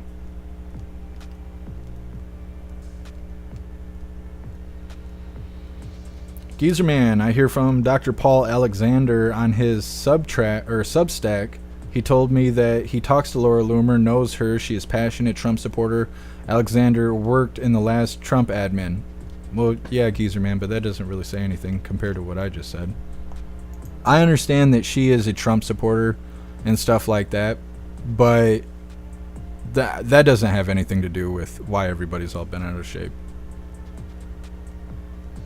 Jitto. Marjorie Taylor Greene and Loomer have been fighting for a few years. Yeah, but they're like going at it big time right now. Like right now, for the last 2 or 3 days, they're posting pictures of each other, writing huge paragraphs about how the other one's fake and all this other stuff. I think Laura Loomer is saying that Marjorie Taylor Greene is backing the Speaker of the House, Speaker Johnson, and that Marjorie Taylor Greene is actually siding with Speaker Johnson over President Trump, and she's kind of calling her like a backstabbing traitor to President Trump and all this stuff. Marjorie Taylor Greene is firing back, calling Laura Loomer a liar and a conspiracy theorist and all this other stuff. So I don't know. I don't know how long they've been at it, but I know right now they are actively hating on each other. Dharma Agent Marjorie Taylor Greene said that Loomer said what Loomer said about Curry, etc., was inappropriate. I'm trying to think of the post. I want to say that I seen the post that you're talking about. Oh, it's almost go time. Yeah, we'll look into it. During the press briefing, I'll go and look at Laura Loomer's account, and I'll see if I can figure out why everybody's all mad. Judo, Laura Loomer accused MTG of sleeping with McCarthy, which caused her divorce. They're wildin'. Yeah, Judo, that's what I'm saying. They're actively hating on each other right now. We'll get it all figured out. We got Jackie again in the house, it seems. Where is Peter Ducey? Why is he never at the press briefing? You know? If you haven't voted already, well, we're not going to call it that. If you haven't posted your color yet, go ahead and post it. I think KJP is going to come out in pink. I don't know why. I just have a feeling she's going to come out in pink. Almost like the color of that woman's shirt right there. That's what I'm guessing. That's what I'm guessing right now. A lot of people are wearing dark colors, though. I might be wrong. She might come out in like a dark purple. We'll see. What's up, Tom Tom? Happy freedom. Snooks, Laura is big into conspiracy theories. Yeah, I wish we could call it something else because, you know, so many conspiracy theories have come true that I really don't like talking about conspiracy theories because normally that's really just secrets they think we don't know. But the kind of conspiracy theories Laura Loomer seems to provide from sometimes, like I said, sometimes she's breaking real news. But other times it seems to be conspiracy theories that she's kind of just thinking up in her own head. And she doesn't really say that when she posts it. She provides it like it's straight information, you know. When I tell you guys I don't know something, it's because I don't know something. If I tell you guys I think something or feel something, that's because that's all that is. You know, I try to be very straightforward. And you guys know, I don't try to tell you guys what to think, feel, do, say, any of that stuff. We're all watching this stuff together because we're all in this together. And that's it. And I'm not trying to hate on Laura Loomer, so don't go out there and spread, you know, bullshit about me and try and get bullshit started. I'm not shitting on her. I am telling you my honest opinion of how I perceive her. At least she works. At least she's consistent. At least she's trying to do something, you know, other than pissing, moaning, and, you know, worried about cutting kids' dicks off and stuff. So, not hating on Laura Loomer, just telling you what I'm seeing. Come on, KJP. Let's just go ahead and dust us with your presence. I'm ready for it. I'm going to have to fix that location thing, but that's okay. Zero, what is that? The signing person? I don't know. It looks like a man, but it's Adam's apple's missing. God's shaking his head right now. True Crazy, don't tell me what to do or think. I know, True Crazy. Such a terrible person. How dare I? Mm-hmm. Russell, Pepto Pink.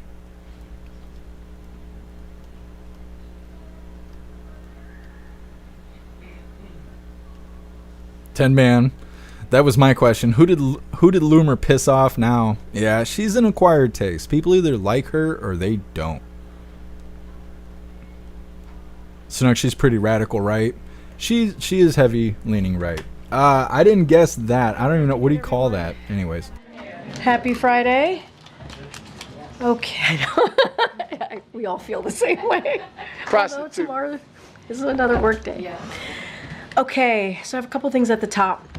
So yesterday, a North Dakota judge struck down the state's near total abortion ban. The law makes it a felony for doctors and other healthcare providers to provide women the care that they need. It is extreme, dangerous, and terrifying, and has left North Dakota without any abortion providers.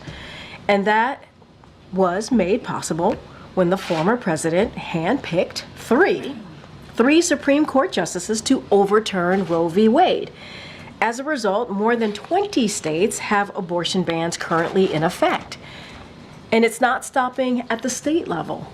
Republican elected officials in Congress have proposed 4 national abortion bans while refusing to protect nationwide access to IVF and contraception. President Biden and Vice President Harris believe that women in every state must have the right to make deeply personal decisions about their health. They continue to call on Congress to restore the protections of Roe v. Wade into federal law and fight efforts by Republican elected officials to undermine our fundamental freedoms.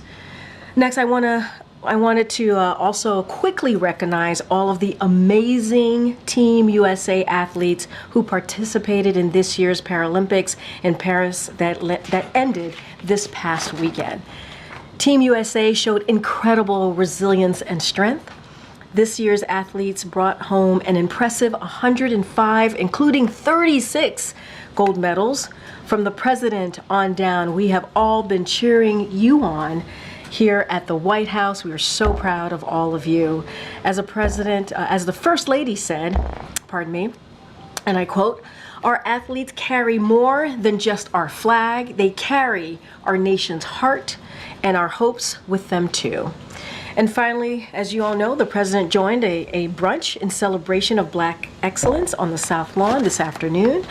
Over the coming days, President Biden will participate in a celebratory engagement centered on the triumphs and legacy of Black Americans and the institutions they have created.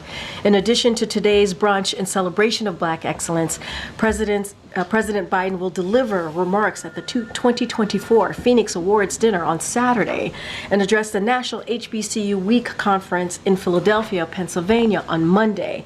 These events will focus on speaking directly to the community about the Biden-Harris administration's accomplishment for the Black community. As a proud Black American myself, I must say that I am incredibly proud to be working for a president and a vice president who has certainly delivered for Black Americans. His time in office is marked by significant wins for the Black community, including achieving the lowest Black unemployment rate on record, nominating Justice Ketanji Brown Jackson to the Supreme Court, and investing a historic $16 billion into HBCUs. We are looking forward to traveling to Philadelphia this coming Monday. And with that, Darlene. Hi, thank you. Hello. 2 questions. So the administration had promised to use the full extent of the law to make sure that pregnant patients got emergency care after Roe v. Wade was overturned. The AP is reporting today that none of the hospitals that have denied care to pregnant patients since Roe v. Wade was overturned have been fined. Do you know why? So I would have to talk to the Department of Justice. I'm just now learning this reporting that the Associated Press has, so I would have to go back to the Department of Justice and also refer you to them as well to get a better sense of how they're operating that particular policy. But I would have to say, and I said this at the top, we would not be in this position if the former president did not appoint three Supreme Court justices with one of the obviously one of the goals that they were successful at was making sure the Dobbs decision was done, which overturned Roe v. Wade, which was a constitutional right that women had for nearly 50 years. And that is why the president had to step in. That is why the president had to sign an executive order. That is why we have been very forceful, very clear about what Dobbs' decision has done, and we don't even have to, it doesn't have to come from us. We could see what has happened across the states, 22 states that now have abortion bans, and now that is affecting, as we know, 27 million women who are now affected by this, who their reproductive freedom has been taken away. That decision to make those really personal decisions for themselves has been taken away. But as it relates to that specific question, I would have to refer you to the Department of Justice. And since the president mentioned Springfield, Ohio, in his remarks, he didn't actually say Springfield, but we knew what he was talking about. Is the administration considering any help for Springfield. They've been facing bomb threats. Some schools were evacuated today. Is there any? So, look, as it relates to that, certainly we are aware of the evacuations. Local police are investigating what is happening on the ground, the situation. We encourage everyone. You're hearing her scratch the podium. Look at her left hand. It's sitting here doing this. That's what that purring sound is. She's scratching the wood on the podium. On the evacuations, but again, to your point of what the president said and what we have said from here. She was scratching that wood, all right.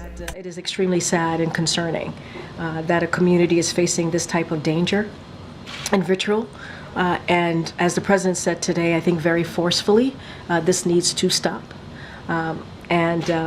There is absolutely no place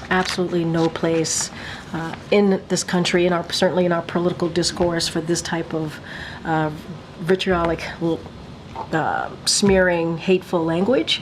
And certainly, as we have done in the past 3.5 years, and the president has done throughout his career, and the vice president as well, we're going to continue to call that out and condemn that type of vitriolic behavior.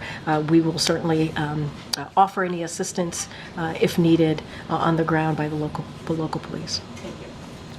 And just to bounce off the question about Springfield, the Ohio governor said that the federal government needs to give Springfield some help to deal with the influx of migrants. What's the president's reaction to that, and does the White House have plans to provide some funding to the state? So a couple of things, and I'm actually glad you asked this question, because there are a couple of things I do want to lay out that the administration has been able to do.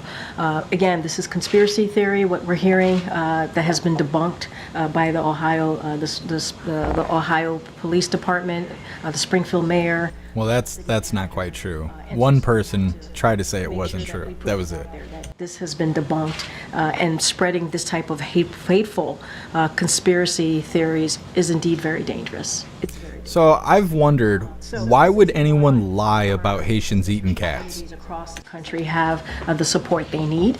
So we've delivered resources to Ohio as well to cities, states, and non-for-profits across the country. Since the spring, DHS has been directly engaged with the city of Springfield and local officials to make sure they have the support they need. And we want to do more. We would like to do more. That's why we did the bipartisan. Is her shirt racist? With the Senate early at the end of last year, obviously early into this year, and it was stopped. It was stopped because the former president said that bill, that particular proposal, would hurt him and help Joe Biden. And so Republicans in Congress stopped that. It would have given more. Would have given more resources to cities like Springfield, Ohio, but I don't want it to miss the point here that the administration has indeed provided more than $1.3 billion in grant funding in jurisdiction around the country to help with the influx and what they're dealing with. We want to do more, but we've been blocked in doing so. So are there any new conversations that the president is trying to start right now for further assistance? We want to fix this problem. We did $1.3 billion. That's something that this administration has been able to do. We want more funding. Republicans are getting in the way in Congress. We were able to put forward, a bipartisan deal that would have been the toughest and the fairest law if the president had an opportunity to sign it. Republicans got in the way. Now, if Republicans want to work with us in a good faith, they did. They actually did. And then they turned their backs on what they wanted, on what they thought they believed would be the right way to move forward in dealing with the immigration system and dealing with the border challenges. And they walked away from it. And we need them to come to the table again. We need them to actually want to move forward to deal with this issue. And just shifting gears to Boeing, 30,000 workers are on strike for the first time in 16 years at Boeing, and Boeing CFO said this is going to impact production, deliveries, operations, and will jeopardize their recovery. So how is the president reacting to this, and what's his message to those workers? So we're administration officials are indeed in touch with Boeing and the machinist. So we encourage them to negotiate in good faith, which is something that we say when situations get to this level. And we believe that they need to negotiate, yes, in good faith, and work towards an agreement that gives employees benefits and that they deserve. And it would make the country, and it would make the company stronger as well. So we're in touch with the parties, and again, continue to encourage them to negotiate in good faith. ahead, Risha. Thank you, Kareem. First, 2 points of clarification on Springfield. Yeah. Conspiracy theories aside, the governor says that this influx of migrants has caused a significant strain on the healthcare and public safety system in Springfield. Does the administration acknowledge that? Or have you talked to them about it? Look, and I said this in my answer prior, we've been in touch with Springfield since the spring. We've been in touch with them. DHS has, and we've been offering assistance to them, and that is something that we've taken very seriously. And we have been able, during in 2023, this administration, we've been collaborating with states and cities across the country, and we launched this one-stop one-stop shop clinics to help eligible non-citizens get work permits and decompress their respective shelter systems. And today, those clinics have served more than 37,000 people. So that shows how we've been working with different jurisdictions across the country, and we've provided, I just mentioned, more than $1.3 billion to address the concerns that, for example. So the purring sound is something else. I wonder if it's the person that sits in front of the reporters who's holding a directional microphone where they normally point it towards the reporters so we can hear the questions. I wonder if the person sitting there is drumming their fingers or rubbing the mic against their clothing or something. Because KJP's using her hands and I'm still hearing the purring. I got my TV jacked all the way up so I can try and figure out this mystery. I feel like Scooby-Doo over here. Don't forget, hit that like button over on Rumble. Cities and states across the country is nothing to sneeze at. So short of a deal, are you saying that currently there is no more federal resources to give to Springfield? We need more federal resources. Okay. We have been working with Springfield, Ohio in particular, since the spring. We need more funding, we need more. And that is why the president and his team got together with Republicans and Democrats in the Senate to come up with this border deal. Donald Trump, the former president, he's the fucking man. in Congress, they voted against their own bipartisan deal. And then turning to tariffs, during the debate, the vice president described Trump's proposed tariffs as a sales tax on middle-class families. Today, the Biden administration announced new tariffs on about $18 billion worth of Chinese goods that will go into effect in 2 weeks. So can you talk about whether these new tariffs are fundamentally different from what Trump has proposed and how? So the 301 tariff, the tariffs. So look, we made an announcement this morning, as you just, that went out early this morning. And I think the president, back in May, when he was announcing that he was going to take action, he said very clearly he was going to do that to protect Americans, workers and businesses from China's unfair trade practices. And that's a commitment that he made and he spoke to back in May. And the comparison, as you're asking me, the Trump administration, the last administration, their trade deal with China failed to boost American manufacturing. And what the president's economic agenda, what we've been trying to do for almost 4 years now, and we've seen some results here, is nearly $1 trillion of new investments here in America. Manufacturing investment has hit record highs, and factory construction has doubled to a record high. The annual trade deficit with China is the lowest in a decade, and that is because of the president's economic agenda, lower than any year under the last administration. And so the president is going to continue to take action to protect American workers and manufacturing, and encourage China to eliminate its unfair practices. As it goes to the specifics of it, obviously USTR will have more information on that. But the president made a commitment. He's keeping to his commitment, and if you can see what his economic agenda has actually done, manufacturing, businesses, and how that lines up with China and what China has, how his agenda has affected China's behavior, and I think that matters. I'm sorry, I should have been more clear. Yeah. How is it not a sales tax on all the goods that people buy every day? Look, what we're trying to do is making sure that we're protecting American workers and businesses. That's what we're doing. USTR can certainly get into more details and specifics to your question, but our our commitment, and I think it shows in the president's economic policy, as I just laid out, and how the annual trade deficit with China is the lowest in a decade, lower than any year during the last administration. And so what we're trying to do is eliminate China's unfair practices, and we've seen the results of that. That was the commitment that this president made in May, and that's the commitment that will continue. And this is about American workers and businesses, and we're going to certainly continue to deal with China's unfair trade practices, and that's what you're seeing. Okay. Ms. Green, just back to the Boeing strike, does the White House believe that there is an immediate economic impact from the strike? So we're in touch with officials, and this is something that, as I say all the time when I get asked this question, we're going to monitor very, very closely. I don't have a specific question to you on that, on a yes or no, but this is something that we're certainly going to monitor. What we want to see is all parties to come together in good faith and come up with a deal that helps the workers, the hard work, right? Continues to really respect the hard work that the workers do day in and day out for companies, but I don't have anything specific. We're going to monitor. We're going to keep an eye on it. Not even a general assessment on the economic impact, immediate or otherwise? This is something that we're going to monitor. Okay, and just staying on that topic, I'm stepping back a little bit. You've obviously gotten a number of Boeing-related questions in this job, the door that blew off the plane, number of compliance issues. There are 2 astronauts who are literally stuck in space. What do you think is going on with the company? I can't speak for what's going on inside a company. That is for them to certainly speak to. As it relates to the strike that is currently happening, we're certainly in touch with Boeing and the machinists. We want them to come together in good faith as it relates to the safety. What do you think the sign language person's name is? Obviously, the Department of Transportation has been on top of that, dealing with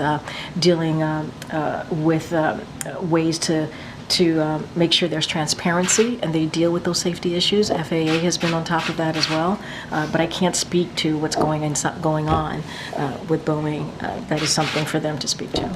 Just one more on a separate topic. Pope Francis today said about the upcoming presidential election that voters here have to choose the lesser of 2 evils. He pointed to Donald Trump's anti-immigrant positions and then the vice president's support of abortion rights. Do you know if the president is aware of these comments, if he has had any reaction? I mean, obviously the Pope speaks for himself, and I don't have any more comments from here. I have not spoken to the president about the Pope's specific comments on this coming. So far, Pat hits the hardest. Follow up on Boeing. Sure. So we understand that admin officials, including Julie Su, are in touch with both sides. Yeah. But is there someone specific, like a liaison, like Gene Sperling was in the UAW talks, that the White House has appointed? So I don't have a specific person to point to from the White House. White House officials, including the Department of Labor, as you just mentioned, the acting secretary has been in touch with Boeing and the machinist on this particular matter, but don't have a person to point out to you. But White House officials here have been in touch. And are the president or the vice president planning to join any of these workers on the picket line? Have any discussions taken place? As you know, the president was the first president to go to Michigan and be with UAW workers when they were striking, and he was very proud to do that. Has been named the most pro union president ever, and so he's proud to hold that title. I don't have or acknowledgement. I just don't have anything to share on either of their schedules. Has the president spoken to the union? I don't have a call to speak to at this time. And one quick one on the U.S. Steel, Nippon Steel deal. The Washington Post was reporting that the White House may push a decision on the deal until after the election. We did see some pushback from the White House. Why they changed to the sign language person? Around this, but is there any clarity you can offer on what the reporting was? So we've been very clear, the president has been very clear, he wants to make sure that, and it is vital, that U.S. Steel is to remain an American steel company, and that is domestically owned and obviously operated. The president told our steel workers as he has their backs, and he meant that. You remember when he was on Labor Day, he was in Pennsylvania and said that. The vice president said that as well, or made that very clear in her remarks as well. And so we have not received any recommendations from CFIUS. There's a process. CFIUS has to make a recommendation, it has to be transmitted to the president. The president then makes a decision. That has not occurred. That has not happened. CFIUS is independent, and they're going to make those decisions. I believe last week the White House provided a statement that we have not received any recommendations, so that continues to be the case, and so don't have anything. So I just don't have anything to share. If this She about had a breakdown. Look at her face getting red. they are independent. Will the White House recommend that CFIUS expedite the review process? It's their process. CFIUS has been looking at the deal for a while. For some time, I know. Yeah. And it's their process. They are independent. And the process is they make their decision, their recommendation, it's transmitted to us, and the president obviously makes a decision. But that has not occurred, and we have to allow them to have the space to make that decision, for the process to play through. So you're saying the Post saying that the decision, it could land only after the election. Is that accurate or not? What I'm saying to you, how the process works, we have not received any recommendations yet from CFIUS. Therefore, it could not be imminent if we have not received any recommendations. That's all I'm saying. Hey, it's Green. Former President Trump this afternoon said if elected, he would do, quote, large deportations from Springfield, Ohio, and would send them Mass. to Venezuela. These Haitian migrants are in Ohio legally and, of course, aren't from Venezuela. Does the White House have a reaction to this pledge of the former president? Obviously, he was speaking as a candidate, and that is the upcoming elections. But I will say more broadly, if Republicans were serious about fixing what is happening at the border challenges, which majority of Americans care about, if they were serious about it and they truly cared about this issue, they truly cared about fixing an immigration system that has been broken for decades, they would get back to the table. Or they don't even have to. There's a deal. There is a border deal, a bipartisan border deal. They can vote on it, and we would have the toughest, fairest deal that we've seen in some time coming out of Congress that would become law because the president would sign it because his team was part of certainly deliberating on that deal. If they were very serious about it, they would move that deal forward and help us make it into law. And it would deal with issues that cities like Springfield, Ohio, are dealing with right now. But doesn't the White House opposes any mass deportation of Haitian migrants from Springfield, right? That's what I would. Is that the question? My question is that, yeah. I mean, that's obviously, yes. But also, if they really wanted to deal with, I think the real, core of the question is, okay, there's legislation out there. There's a policy. There's a bipartisan legislation that would deal with issues that they have concerns about at the border and actually deal with an immigration system. Obviously, we do not support mass deportation of a community that is not part of a country that they came from. That doesn't make any sense. That is not something that we would support. But there's a deal out there. There's a deal, a bipartisan deal. What did she say? They're voting against their own deal. They're not a part of a country they came from. Is that what she said? Where's the sense in that? Okay. The president spoke about the issue affecting Springfield today. Why today? And he did reference the former president directly. Is his message intended for Donald Trump? I think what the president said speaks for itself. I think he was very clear. He saw it as an opportunity. He had 1,200 people celebrating Black excellence, and he saw it as an opportunity. We keep hearing from the Republicans who keep lifting this up, even though it's been debunked, this hateful smear. It's been debunked by the Springfield mayor. It's been debunked by the city manager. It's been debunked by the Ohio Police Department.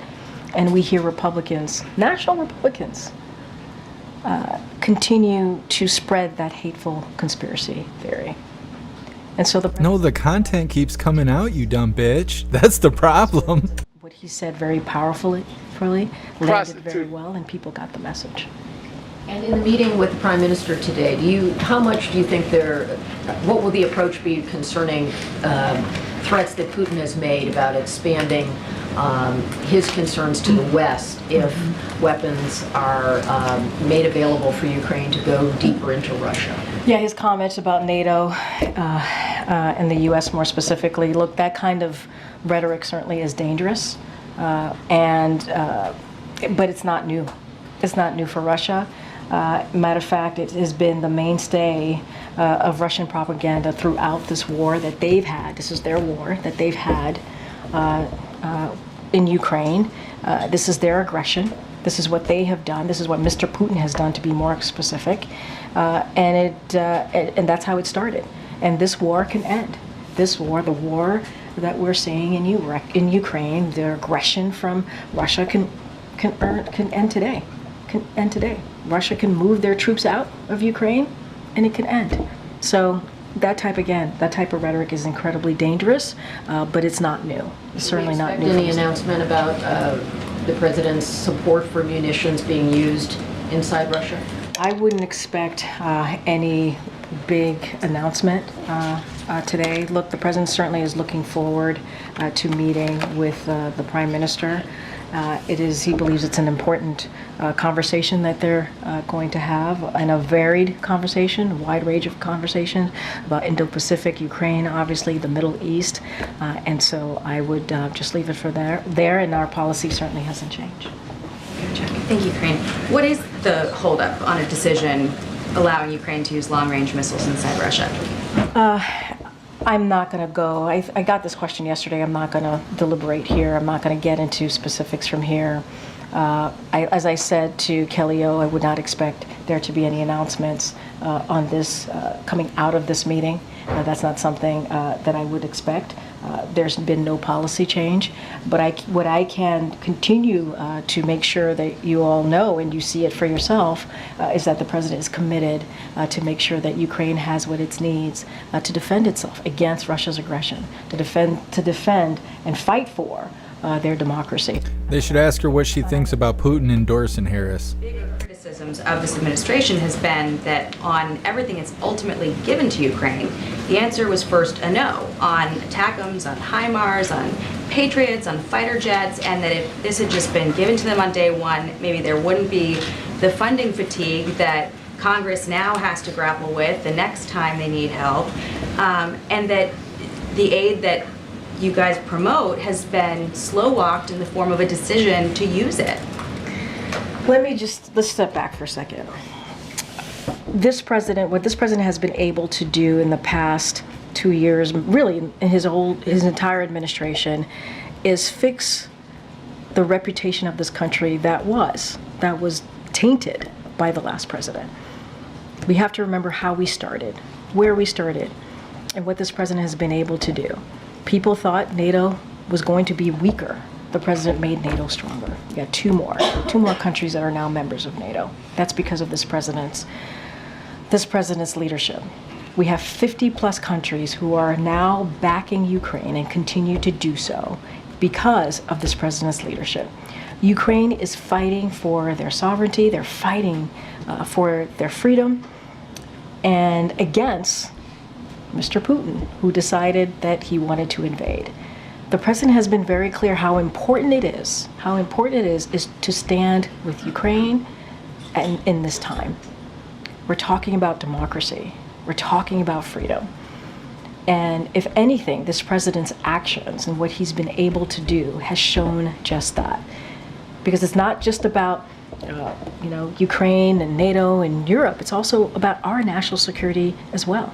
It's all connected. And the president's always going to do what is important for the American people. And I think that is what you've seen, and that is what the president's going to focus on and continue to do. I just remember sitting here, a couple years ago, splitting hairs with Jen Psaki over whether drones are offensive or defensive weapons. I mean, this has been a struggle of this administration that has been a topic of criticism. And now, for instance, this week in the debate, the vice president was promoting what this administration has done in terms of giving Ukraine what it needs, but there's plenty of criticism outside of that to say that it's also effectively blocking a victory by slow-walking these decisions. I think if you were to ask those 50 nations, if you were to ask NATO leaders, if you were to ask President Zelensky himself, their thoughts on the president leadership, I don't think they would have the words that you just said to me. I think they would say that the president has been a leader during this time and has had their backs. And I think that's what the president has shown.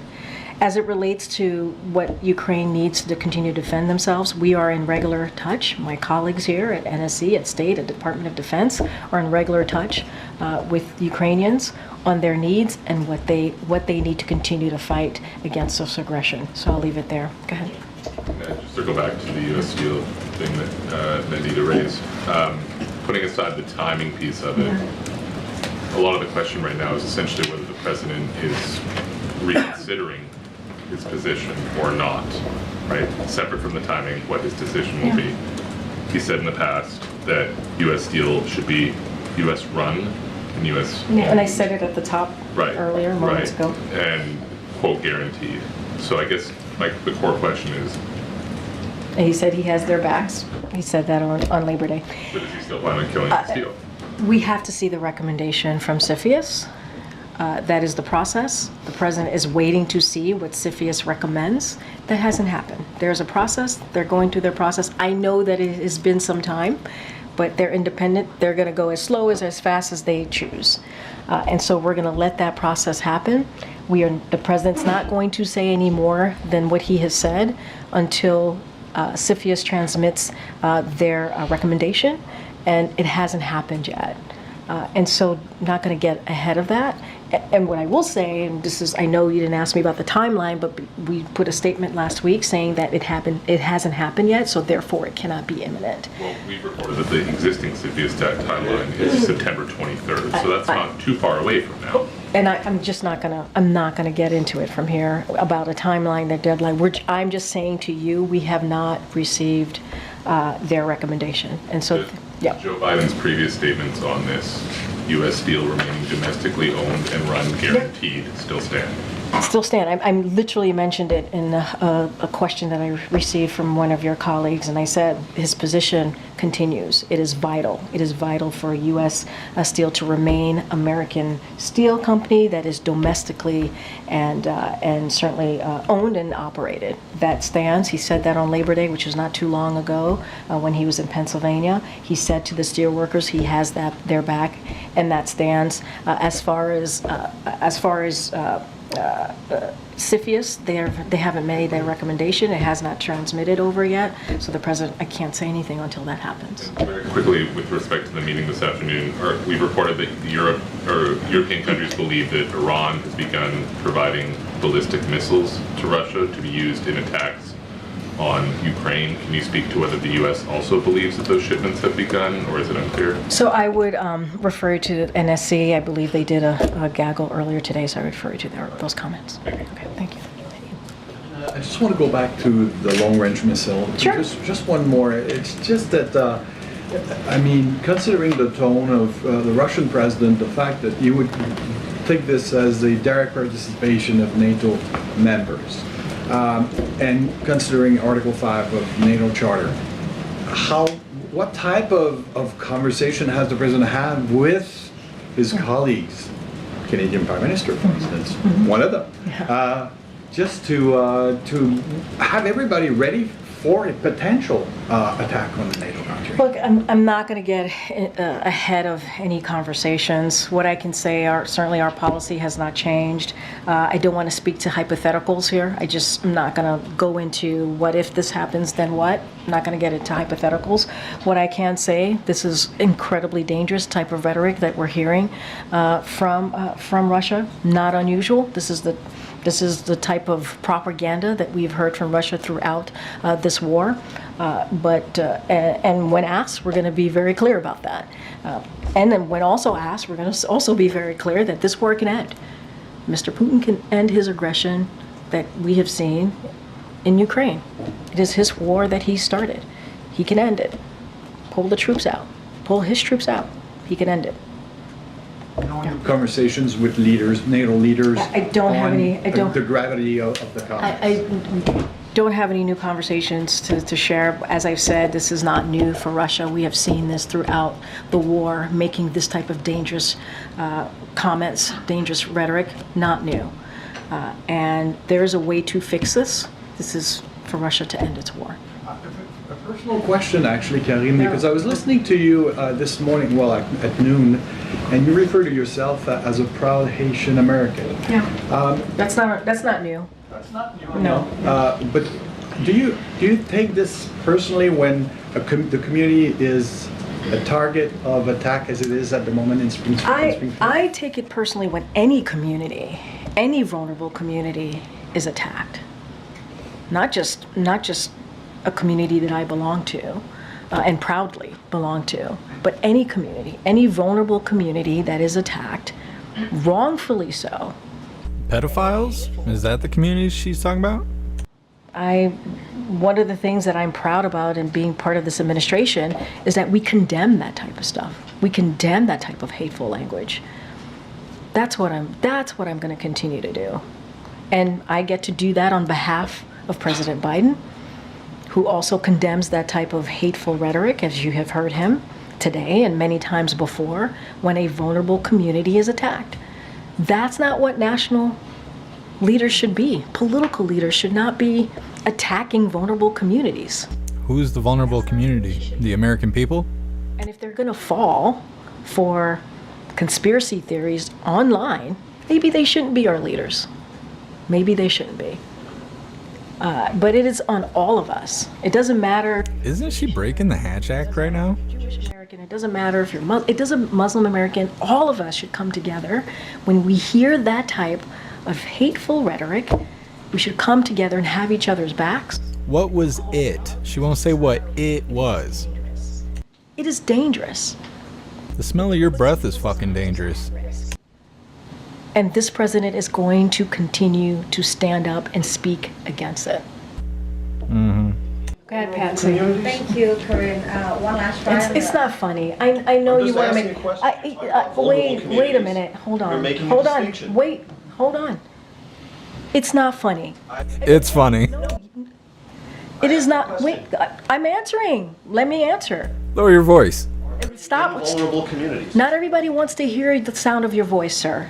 Give me a second, and I will tell you my answer. Keep pushing. Keep pushing. Make her quit. Following up on one last try on the long-range weapons, can you just give us a sense of what might be Look at the people laughing in the background. Is it the risk of escalation with the nuclear power? I'm not going to get into hypotheticals here. We're going to call it out. Oh, you mean like with Russia making the comments about NATO and U.S.? We've been trying to get you to give us more details on what's a holdup on providing missiles to Ukraine. I don't have anything else to share. Our policy has not changed. We are going to be in regular touch. Smoke the teacher right in front of the class. Look at her. As they continue to fight against this aggression from just go away. Policy. I just don't have anything to add. The president has been a leader when it comes to giving Ukraine the support that they need. 50 plus countries, that is important to note. Making NATO stronger, that is important to note, and that is because of this president's leadership. I just don't have anything else to share behind that. Can we stay on Russia, if you may? The State Department just announced new sanctions on Russian state media RT, laying out its disinformation campaign operations to destabilize various governments, including the government in Argentina, creating tensions between neighboring countries. Does the administration have a specific strategy to try to stop RT's efforts in the Western Hemisphere or other places in the world? So I'm going to let certainly the State Department and the Department of Justice speak to their announcement. You heard from the State Department today. You heard from the Department of Justice last week. We are taking this very seriously. They are taking it very seriously. I'm not going to get into what's next. Certainly they will make announcements on their own if they feel that there's more to share.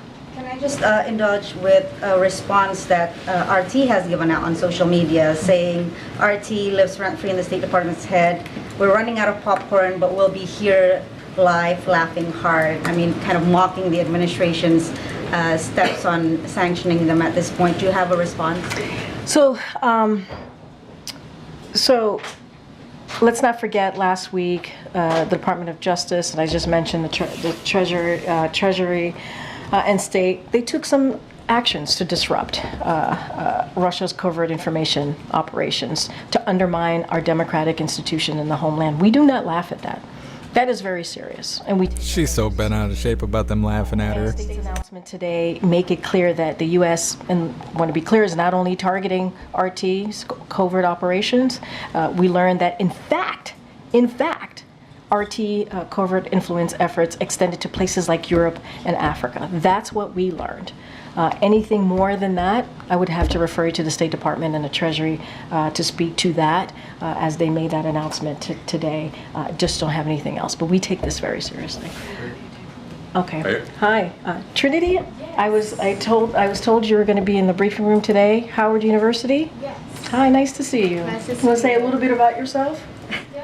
Hi everyone, I'm Trinity Webster Bass. I'm a senior honors broadcast journalism major, Afro-American Studies minor, attending Howard University, and I had the pleasure of meeting Karine at the White House Correspondents Association dinner, in which I won a scholarship. Congratulations again. They will never let me in there, especially if we get to introduce ourselves. Just no way. Why was it important for the Biden administration to hold this event today, and are future events coming of the same nature?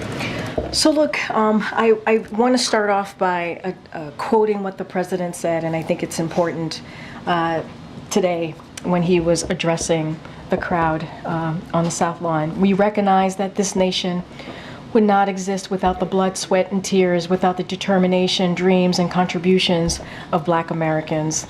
And he felt that it was fitting to do this on the same week of the Congressional Black Caucus Week.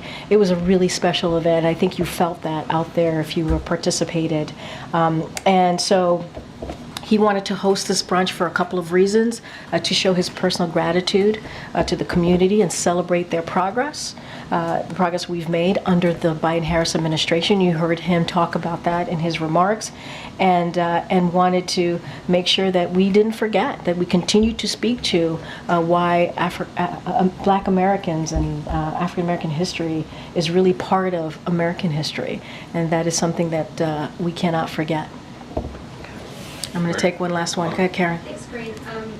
Big political news earlier this week when Taylor Swift endorsed the vice president. I'm not going to ask you about the endorsement, because you're not going to answer that. But the voting registration site that she drove people to from her post, in that first 24 hours, there were more than 400,000 visitors from that link. Yeah. Is the president aware of that traffic and the interest in the registration? And does he think that that kind of influence can make a difference in driving turnout, getting people to get more engaged in elections? I think it's important for people to exercise their sacred right to vote.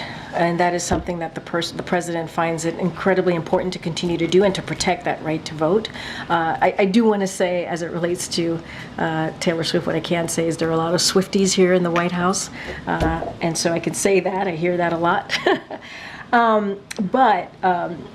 Look, one of the things that he did is very early on in his administration, he signed an executive order to do everything that we can from the federal level to make it easier for Americans to vote. And so that is what you saw. The link that you mentioned, obviously, is a way to make it easier for Americans to register, certainly, to vote. It is a sacred right. Many people have fought for that right to vote, and it is certainly part of our democracy, and so it's incredibly important. I've not spoken to the president beyond the endorsement that occurred. I have not asked him about specific about the link and the amount of people who have gone on it to register. I think that's great. It's important. Outside of this election, I think it's important for people to be able to register and vote. That's why this administration has done everything that we can to give people that opportunity and protect that right. All right, thanks everybody. Thanks everyone. 400 people murdered in Chicago this year. Can you address that? 400 people murdered in Chicago this year. Can you address that?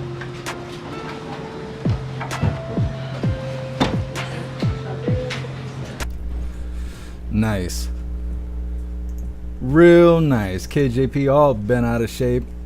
And then we got Pat, the new sign language person.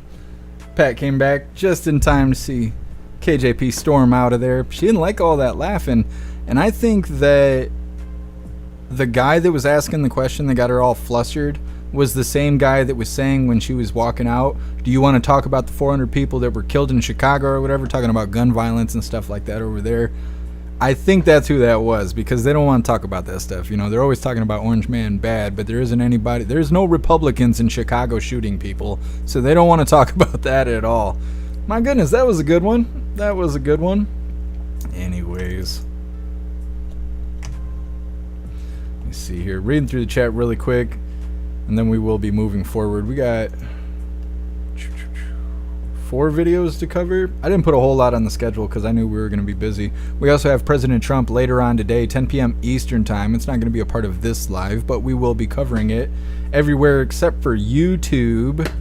So definitely look forward to that later on. Holy hell. And the mail guy's here. Right on time. So we'll go ahead and get started in this first video, and we'll read through the chat afterwards. Let's see. This first one is titled, How is Google's AI model impacting search results for users? Talking about how AI and other things are manipulating the results you get when you Google things, including when you're looking up things related to presidential candidates. So let's go ahead and get into this. I gotta let the mail guy in before they ring my buzzer again. Don't forget, hit that like button over on Rumble, and let's get this rolling. All right, from on this, let's bring in Heritage Foundation Tech Policy Center Director and former Facebook employee, Kara Frederick. Kara, good to see you. So just, I mean, you come from tech world. What's your read on this case? Oh, I think the employees' comments is all you need to know. This is the problem when it comes to Google's ad tech practices. They are fundamentally anti-competitive. And I'll tell your viewers what Americans need to know is they control Google, the buy side, the sell side, and the ad exchange. That would be, as this phrase has been bandied about, I think it's a good one, that would be as if Goldman or Citibank controlled the New York Stock Exchange. Fundamentally anti-competitive. All you need to know, it's about competition and innovation. Come on, Google. I just worry if this area of the business, it's really the only area that Google has ever made any money, and it seems like they're so desperate. They're trying to get into every part of your experience on the internet in any which way that they can. And so it's going to get worse and worse in terms of them trying to silo you off from any kind of competitor or any kind of a different way of accessing information, so to speak. And I only say that, I'm rambling, but because I want to bring in this psychologist and Google critic who issued this dire warning ahead of November's election. Going forward from roughly 2012, I think the free and fair election has been an illusion. The technological elite are now in control. That's what we have. That's where I get back to my ranting and my pain, because I realize no one is paying attention. Well, the people in power know they are paying attention, they're just not doing anything about it. Oh yeah, and I love that professor. I think he is a canary in a coal mine, because you look at AI and what happened with Google's rollout of their AI model Gemini. It was ahistorical, it was inaccurate. You look at Google, what do you need for good artificial intelligence? You need high levels of compute. Google has it. You need a high volume and a variety of data. Google has it because of their commercial surveillance apparatus. They've been building on us, those digital profiles, they've been building on us for decades and decades. Now AI, they have the ability to parse through all of that information, micro-target you, nudge you, according to what Professor Epstein was saying, in a political direction. The game's over. If they, as a big tech corporation, can't control AI going forward and those models, it's over for us. They're curating left-wing content in the nudge to push you in a certain direction, not giving you the best content per your search. And it goes even to the Donald Trump assassination photo, right? It was challenging to find, and they would curate different results, not the Trump assassination photos themselves. And again, they have a political agenda. right? They're trying to move their people in a certain direction, which is left wing, as opposed to trying to get good information so people can make decisions for themselves, Kira. Exactly. That's why their motto is no longer "don't be evil," because I think they know down deep in their bones that they're being evil for the left, in support of the left, as per usual. You try to find any information about Kamala Harris going back beyond when she was named the nominee. You can't find it. It is almost impossible to find if you're using the Google search engine. And that Google image search, that AI image search, that was actually designed in the most simplistic way to insert. If you said, I want to see a photo of Thanksgiving, it was designed to just insert diversity. And so that's why you were getting like Asian women at Thanksgiving. Yeah, and I mean the original Thanksgiving, Right. not recent Thanksgiving. That's Racist. how insidious that was. Oh, and it's worth noting when there's no competition, because Google last month was ruled an illegal monopoly in violation of Section 2 of the Sherman Act. So you're going to get more of the same if you have a monopoly and no choices and no options. It's a problem. Well, I just say competition usually works. In the end, if you don't cater to the people in which you claim to serve, someone else will. And we'll see how this all develops. Kira Frederick, thanks for being with us. We appreciate it. Good to see you. Coming up, Kamala Harris. Yes, well, like we've said, we've covered it a couple times. People aren't going to be Google searching things for very much longer. They're going to be using AI to get their search results. I showed you guys on Brave browser. When you Google something, you have the option to either get search results or to have AI just tell you what the answer is in response to what you're asking it, and then list a few articles of where it received those answers. But if they're out there manipulating everything, and we've seen how AI is, it's very biased. Ask it why, Harris is great, and then ask it about your white privilege. It'll go in great detail about all of your white privilege, and that's how you know it's severely biased and stuff. So of course your search results are all being biased as well, and that itself is election interference. But they don't want to talk about that. They don't want to talk about that. Well, we got some more AI coming up. It's titled "AI Deepfake Videos Threaten Election Integrity Without Recourse." It's selling more of the fear mongering here. They're over here saying that AI is going to steal the election. They keep saying that over and over again. They're saying that AI is a tool for disinformation pushers, like people intentionally pushing disinformation. But then they turn around and say, even if the AI content is obvious that it's made by AI, it's got 12 fingers on the hands and, all the stuff we've seen over the last year. They're like, even if it's obvious that it's AI content, it is still a threat to our democracy. And that's when I start questioning, are they really going to come after our memes? Because there's way more memes than there is AI content. And even though it's a joke, it's still a threat. So now jokes are illegal. That's what they're kind of saying in all of this. And you know how soft and stupid they are. So it worries me when they start talking about this crap, because I don't like censorship, if you guys didn't know that. I don't like censorship. So anyways, that's what's coming up next. But first, we're going to read through the chat and see what you hooligans think about all this coffee we had so far today. Saying, I was born a poor white child. I don't know.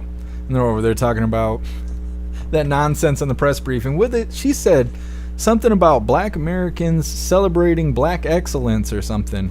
And I'm pretty sure she was referring to the Haitians eating cats. That sounds pretty racist for her to say that kind of stuff.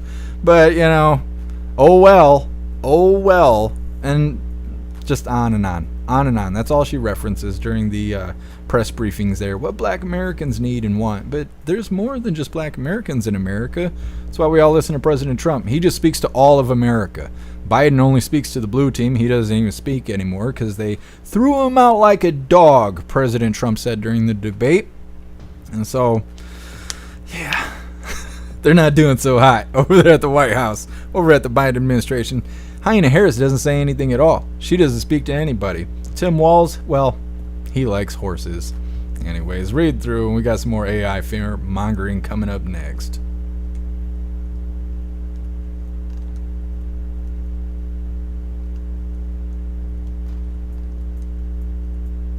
Breeze about you. I'm still waiting for my white privilege to kick in.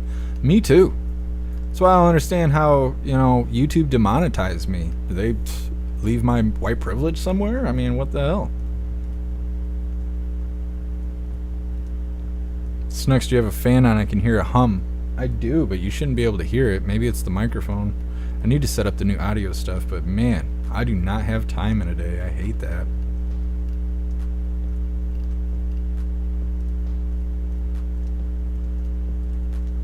Sam, don't forget prostitute. Yeah, she is a prostitute.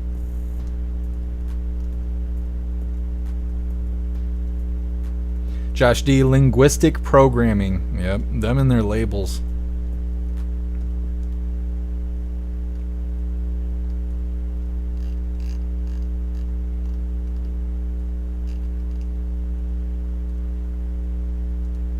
Breeze by you, they can say whatever they want, it seems. To be okay, traitors. Yep. Well, and she's like, oh yeah, we don't want to talk about what President Trump just said during his live because of the Hatch Act. Not allowed to say anything when it comes to his policy and whatever. And then turn around and talked about everything he said like 2 or 3 times. Like a few different questions had come through. She's like, oh yeah, it's disgraceful to be talking about a group of people, blah, blah, blah, blah, blah. What do you mean? I thought you weren't allowed to talk about that. That's related to the mass deportation. Mass deportation's a part of his policy. Here you are talking about his policy and how you and the whole Biden administration, including all the American people, do not approve of how he talks about his policies that she shouldn't be talking about because of the Hatch Act. Throw that bitch in prison. Just do us all a favor and throw her in prison. She declares what she's not supposed to do and then she turns around and does it, you know? If that was us, they'd send us off. Mike Dog, yeah, that's probably what it is. Rip Curl. What is a WP card? Rip Curl, I don't know what a WP card is. We have everything for the audio stuff if that's what you're asking me. I just have to put it together. I had to cut my hair at 2 o'clock in the morning this morning because I really don't have time. I am busy all the time. I'm constantly working. Especially with the damn website. There's always random stuff going on. I gotta figure out how to fix it.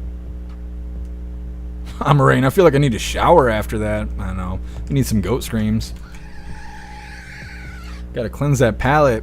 And thanks to Matt, he sent batteries for us, which I will try and pick up today. I was a little bit more confident that I would be able to, but now I'm not so confident.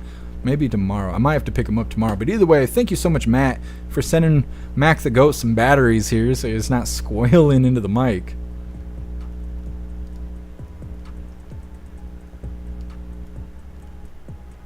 Oh, Rip Curl white privilege card? Nah, didn't get my white privilege card. Must have got lost somewhere. Along with my Rumble checks. Somebody was stealing my Rumble checks, and I don't know what happened. I got direct deposit now, so I'm not worried about it. Me and Rumble got together, and we worked some things out. But somebody was stealing my checks out of the damn mail. And I was talking to my sister yesterday. I just remembered I want to tell you guys this, because I don't even know what to do about it. I don't even know if I can do anything about it. I was talking to my sister yesterday, the only one I talked to, and she's like, hey, did you get this goofy shit in the mail about counting how many people are in your house? I'm like, oh yeah, I got that. She's like, you get that $5? And I was like, what do you mean? She's like, you get $5 and it comes in a big packet. And I sent her a picture. I was like, this packet? And she's like, yeah. She's like, there's $5 in there. And I was like, no, there's not. And she's like, yeah. So I open it up. I'm looking at it. There ain't no $5 in there. And she's like, what do you mean? Well, I noticed that the top of my packet, it's got like a window that goes inside the packet, right? Like when you get it in the mail, there's a window that says your address on it or whatever.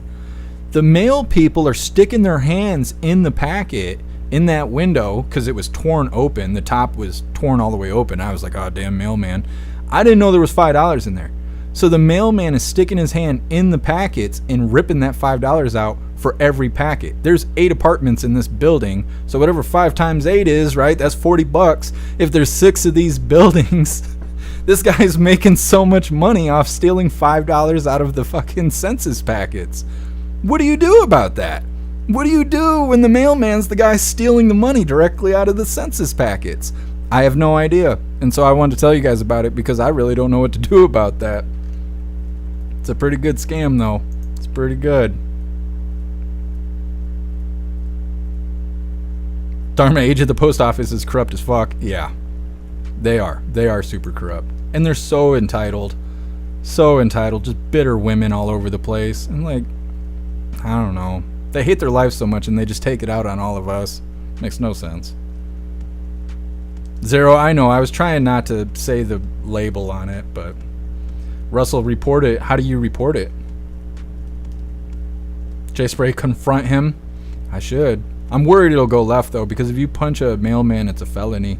I know somebody that did that. Some kid that was a rapper around here. He was constantly rapping, talking about being a felon and how cool he was and all this stuff. And one day I got around some people that knew this kid, and I'm like, what did he do that was so badass? His whole identity is being a felon. And they're like, oh, he got in a fight with the mailman because the mailman said his girlfriend was cute, so he punched the mailman. The mailman shoved him on the ground and he shit his pants and then got arrested for committing a felony for assaulting a federal worker. That doesn't sound that badass to me. He doesn't rap anymore, but I'm just thinking like, yo, not the coolest rap identity, but anyways. J-Spray, tell him you'll open the door for $5. Yeah, I'm gonna have to. True crazy, punch him in the throat. Yeah, it's a federal offense if you do that. Zero, reported to the postmaster general, not state or federal. Is it the postmaster for the post office? Because I just talked to him a week ago, and we had a falling out because they want me to put my address on my P.O. box because they don't want packages going to the P.O. box. And I explained to them how that's a security threat. And they don't care. They don't care. They're like, well, you're bringing that threat here. I'm like, nobody's coming to the post office looking for me, buddy.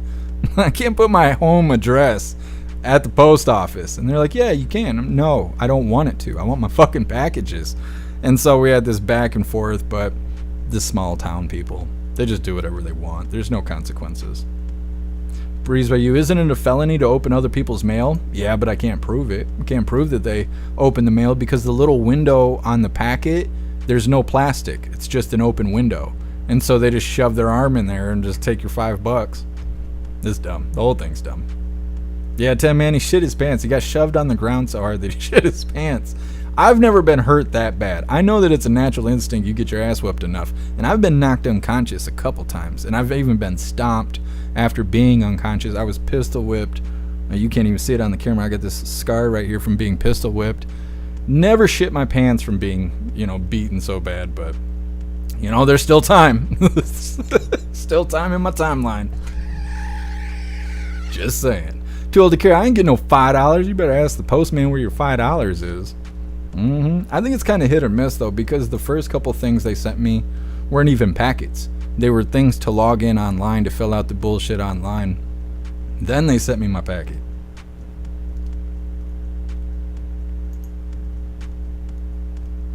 We're going to get on this next video in just a moment here.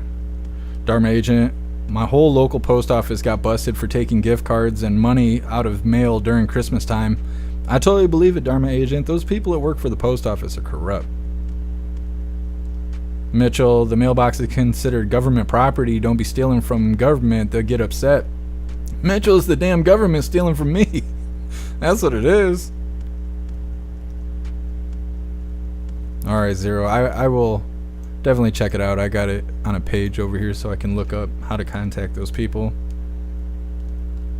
Tim, man, I've had my ass beat. I've had my ass beat down, but never shit myself. Yeah, I think you got to have a certain level of fear for that to happen. I remember watching an interview with ICP, the Insane Clown Posse, and Shaggy 2 Dope, which is one of them if you happen to not know who ICP is, and I think everybody does. But either way, Shaggy 2 Dope, he was talking about how he was in an altercation with somebody, and they choked him so hard that he shit his pants. He couldn't do anything about it. He said it was involuntary. He said, I was being choked out so bad, I just shit my pants. I couldn't stop it. I was like, man, never had that happen. Like I said, there's still time. Anyways, we're going to get into this next video here. It's titled, Why is AI Spoofs More Harmful? Oh, no. That's me. The title is AI Deepfake Videos Threaten Election Integrity Without Recourse. Now, this is full-blown propaganda. This is the propaganda piece, not that last one. That last, I got confused on the two. The last one is about manipulation of your search results. This one is the AI propaganda, and he had this guy, every time he speaks, it's all propaganda and fear mongering, and oh, I'm so scared and I need 16 boosters and all this bullshit. But he's got a compadre that comes on here as well, and they both finger bang each other with fear. So go ahead and put your condom and rain suit on, because it's going to get messy. And don't forget, hit that like button over on Rumble. Joining me now is tech entrepreneur Roger McNamee, an investor in Silicon Valley and big tech. He was an early investor in Google and Facebook. He was also a mentor to Mark Zuckerberg. Thanks very much for coming on the program. Appreciate it. All right, so how big a deal do you think this is in terms of the November election? So, Dan, the key issue is the one that you pointed out, which is that these deep fakes are incredibly easy to make, and they don't take very long. Even the ones that aren't very authoritative, the ones that you can see, like the one of yours where you can hear that the voice isn't quite right, they can nonetheless be persuasive to some portion of the electorate. And this is unfortunately the real problem with AI. It has essentially taken the cost of creating disinformation to zero. And if you then have platforms like Meta, so Facebook and Instagram, but also YouTube and TikTok, to distribute it for free, the chances of having a really severe problem in our democracy go way, way up. And therefore, I think it is an issue. I'm not expecting the election to turn on this, but the notion that this isn't going to become a bigger and bigger problem for our democracy, it's clearly going to become a bigger problem. And here's the thing. I mean, AI videos have gotten so much better even in a year, right? I mean, let me give you an example. This is an AI video of Will Smith eating spaghetti, right? One from last year and one from this year. Let's watch. Oh no, look at our election getting stolen. Oh, that's hot. So stupid.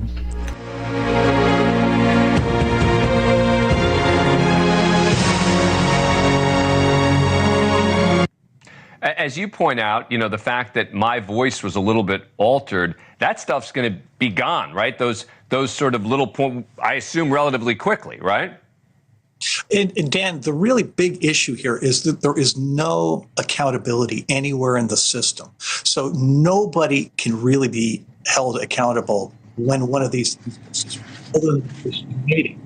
So the people who create the tools, the people who have the internet platforms that distribute this stuff are essentially protected from any liability. So they have no incentive to protect us from any kind of deep fake technology, which you see is a huge issue relative to deep fake pornography, for example, which is, you know, sadly, something that women in particular have to deal with every single day. Last month, there was an artificially generated video going around of Donald Trump and Kamala Harris and Vladimir Putin and others holding weapons in stores and yeah, they're awesome. Arrested. You know, again, it's. I mean, look, you know, in a video like that it's not real, but man, I worry that in October, right, in the month before the election, there's going to be a bunch of stuff put up. And there's going to be a whack-a-mole, right, where you're going to be going out and people are going to have to go knock them down and say that one isn't true, that one isn't true, that one isn't true. And Dan, the tools that we used to count on to help us debunk fake stuff no longer work well because of AI. Specifically, think about search.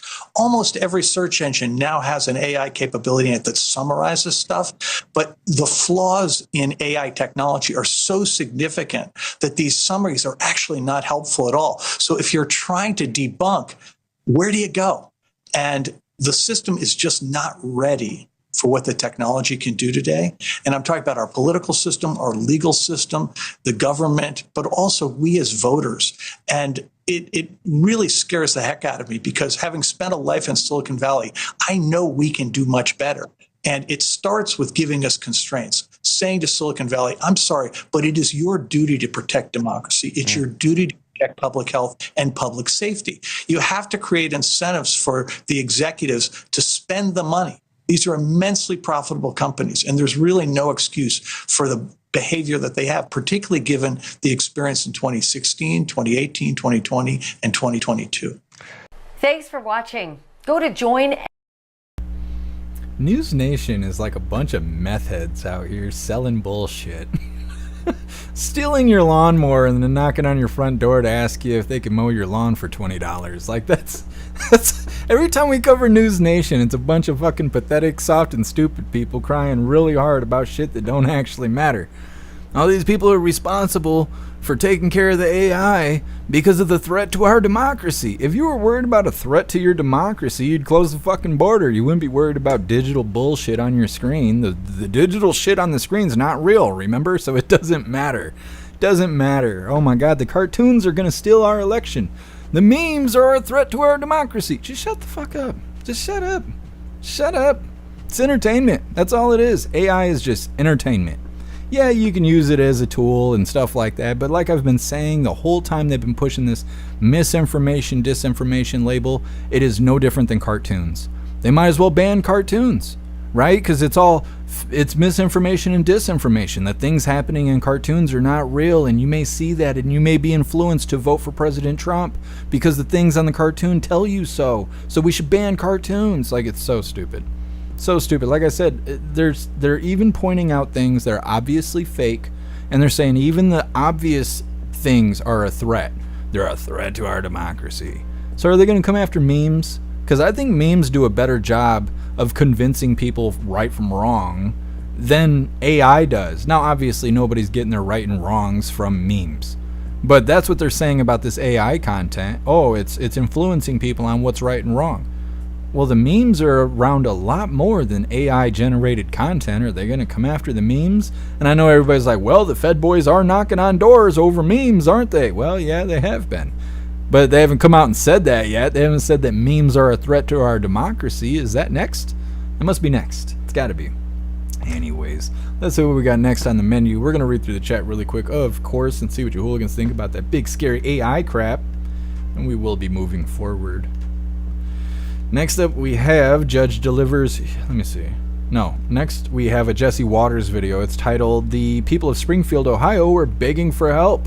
Like I said, we're going to continue to cover Springfield, Ohio, despite all the lies, right? KJP was just up there lying. Oh, no, they're not eating cats and dogs in Hades. I mean, we are sending millions of dollars in support to try and help with the overwhelming number of Haitians that are there. You know, like they said, oh no, there's not 20,000, there's only 15,000. Like, that is a small number or something to a community of less than 60,000. They got 15,000 Haitians imported, and so now they're sending all this funds over to Springfield, Ohio to help with the Haitian influx. They want to downplay the ducks, dogs, and geese being eaten, and cats and all that stuff.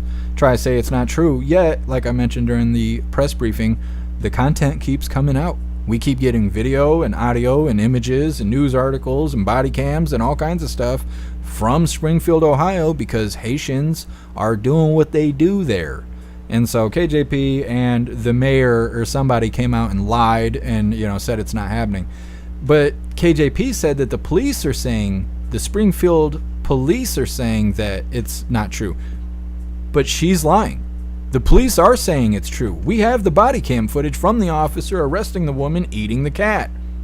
I mean, she's literally lying. She's just blatantly lying to everybody about this. And, you know, that's why President Trump continues to talk about them eating cats and shit in Ohio, because it's happening. So anyways, we got some follow-up footage here. Like I said, it is a Jesse Waters video. It's titled, The People of Springfield, Ohio Were Begging for Help. But first, we're going to read through the chat before we get into that. And before we do that, I want to remind you guys, if you would like to participate in Free Speech Saturday, post all of your memes over on Discord or on jeffmaclive.com. Just hop in the group chats on either platform. You'll see the tabs labeled memes. Drop what you got and we'll shout you out, as we're making Saturdays more fun. We're going to read through the chat really quick, and we will have our follow-up on Springfield, Ohio. Breeze by you, if I have time, I'm going to drive over to Springfield in the next couple of days to see what's what. Yeah, Breeze by you, if I could make it there in a reasonable time, I would go there, but I think it's like an 8-hour drive. It's probably more than that for me. It's too much. It's too much.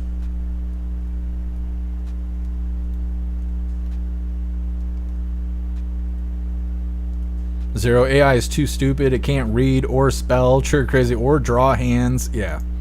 It's a threat to our democracy, though. It would have been more effective if they would have not shown examples and not mentioned if the AI is obvious AI content. Like, that's where they went off the deep end. You know, they want to keep selling the AI is going to get us, and they use it like the Terminator. Oh, the Terminator is going to get us. This robot we're building is going to get us. You know, that works. But when you're like, well, even if, they're showing elected officials, they got 13 fingers on each hand, it could still influence people and it could affect our election and therefore it's a threat to our democracy. It's like, come on, man. Come on, man. It's not true.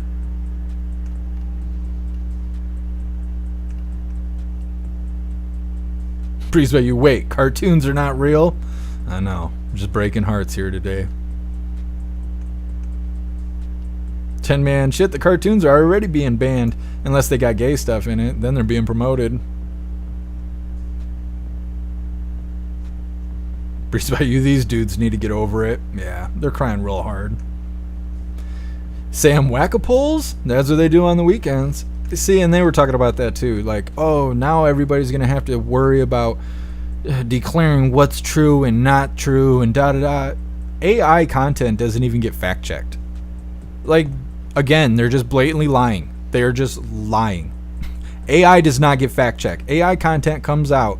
There's no community notes. There's no fact-checker notes or any stupid shit like that where it's like, this is AI-generated content. Don't let it influence how you handle the election when it's time to vote, blah, blah. There's no disclaimer. It's just there. Just like memes or GIFs. They're just there. And they're like, oh, they're going to have to play whack-a-mole and declare what's real and not. No, they don't, because nobody even does that now. Just crying. Just cry. Hand him a hooligan hanky. His hoo-ha's leaking. My goodness. Zero, if Jeff drove to Springfield, they hear his howling car coming. Yeah, Zero, they would. They would. It sounds like a train going down the road. I need to take it to get fixed, but it took me 5 days to have enough time to cut my hair. Like, I don't know how I'll even get the car in the shop. Melissa, cat herding ain't easy. Mm-hmm. No, I didn't know there was a cat herder commercial. Melissa, you can't spell remember? The third time's the charm.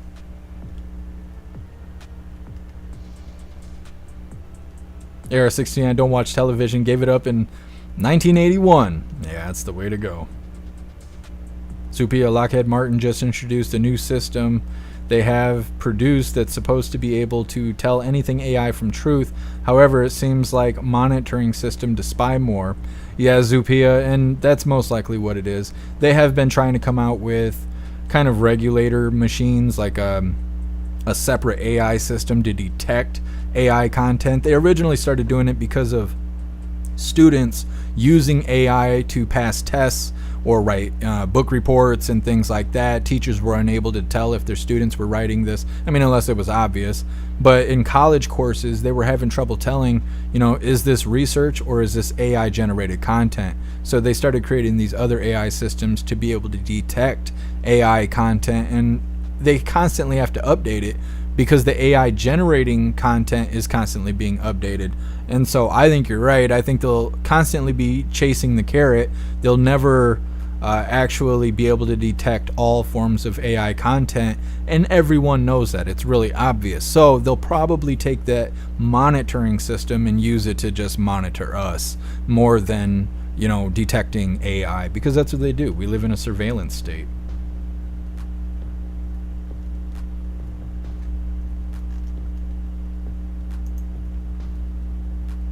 Reading through and we'll get on to this next video. League of Tarman, how do you know that Jeff Mack's not AI? Because my teeth don't move, they just stay all spaced out like that. Because they don't fix my hairline, because I got imperfections that I'm not insecure about. If I was AI, they'd do something about it. Chaplain, yeah, I'll do something about this low humming sound. I don't know why it's happening out of nowhere. Like I said, I need to swap the whole audio setup. It's just hard when I don't have time to do anything. Chaplain, Facebook needs to get rid of AI meta. I haven't even seen the AI meta stuff. I know that Facebook has an unreal amount of AI content being pushed by bot accounts on there. And so you're seeing, like, if you're scrolling on Facebook, you'll come across AI generated content being posted, or maybe even sponsored post being shared. It's got a caption with it or whatever, but then you go in the comments and all the comments are bots too, leaving bot comments, like, oh, bless Jesus and stuff, and the image isn't even about Jesus, a lot of bot stuff going on on Facebook. It reminds me of that internet theory, that dead internet theory, where there's only a few of us actually here. Most of the content we see is generated by the system. It's not actually people posting it. Facebook is a good example of that, because a lot of the stuff you see is AI bullshit. It's not even actual people posting or even commenting on those posts. And so, yeah, Facebook is a system field. That's what it is. Most of it is the system. You're looking at the Matrix. Lee Guitarman bots commenting on bots. Yeah, bot on bot events going on Facebook. I'm trying to think. There's another platform that's like that too, that's actually a conservative platform. I think it's Getter. Getter has got, oh my god, so many bots, and Chinese accounts too. It's just full of it. Mitchell, you've seen it? You've seen the Facebook nonsense? What's up, Energy Woman? Happy Freedom. Mitchell, AI has a gender? Not yet, but it will.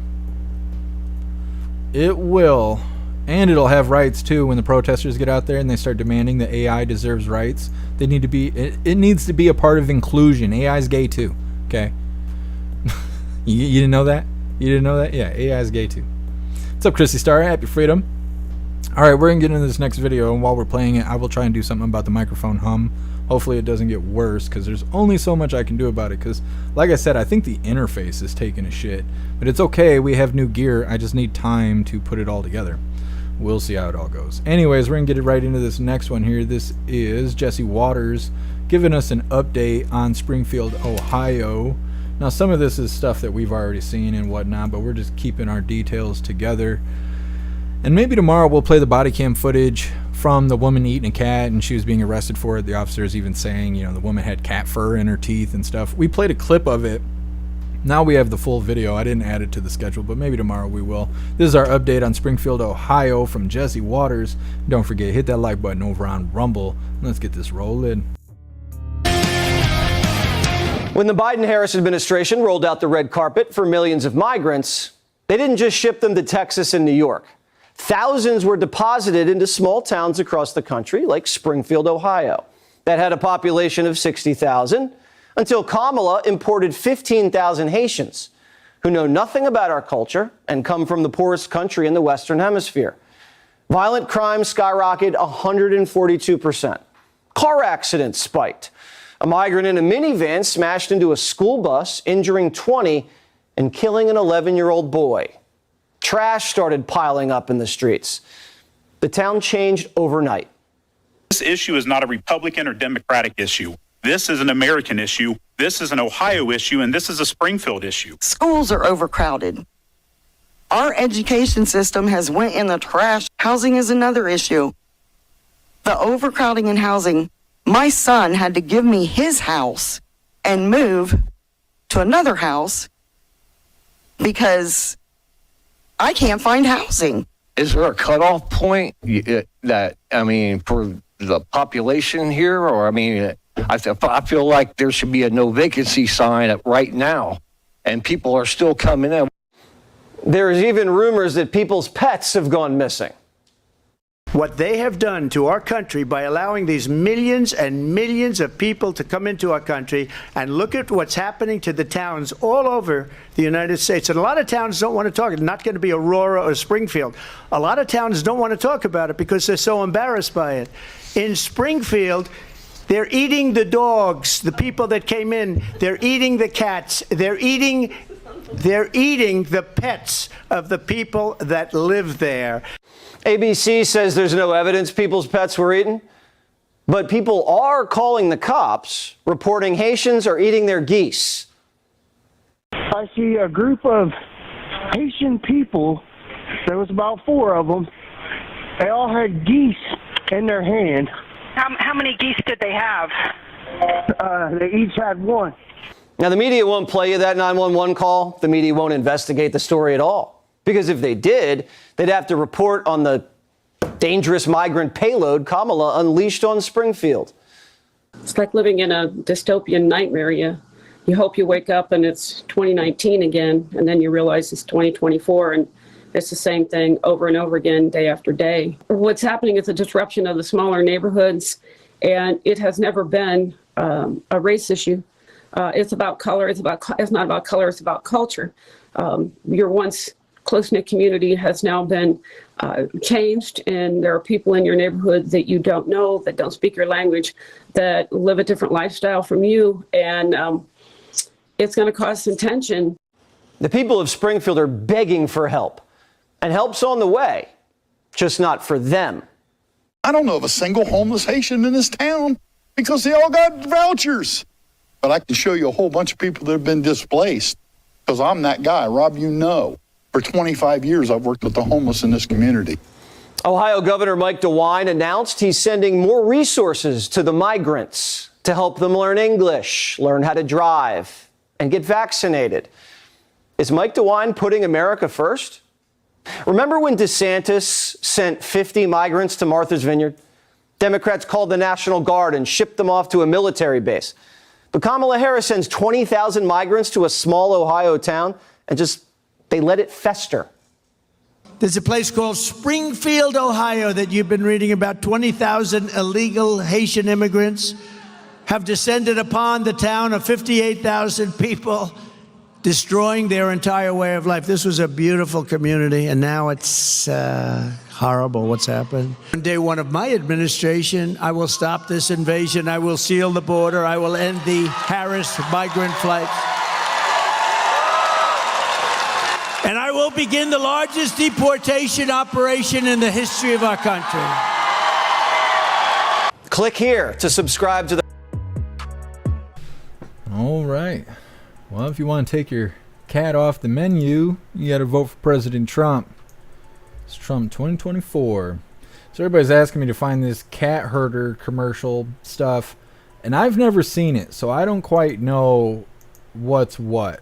I found something, and we're going to see if this is what you guys have been asking for, because I really don't know.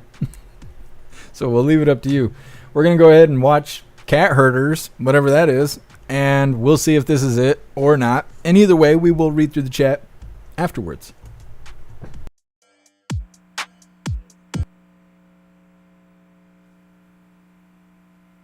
This man right here is my great-grandfather. He's the first cat herder in our family. Herding cats. Don't let anybody tell you it's easy. Anybody can herd cattle. Holding together 10,000 half-wild short hairs, well, that's another thing altogether. Being a cat herder is probably about the toughest thing I think I've ever done. I got this one this morning right here, and if you look at his face, it's just ripped to shreds, you know. You see the movies, you hear the stories, I'm living a dream. Not everyone can do what we do. I wouldn't do nothing else.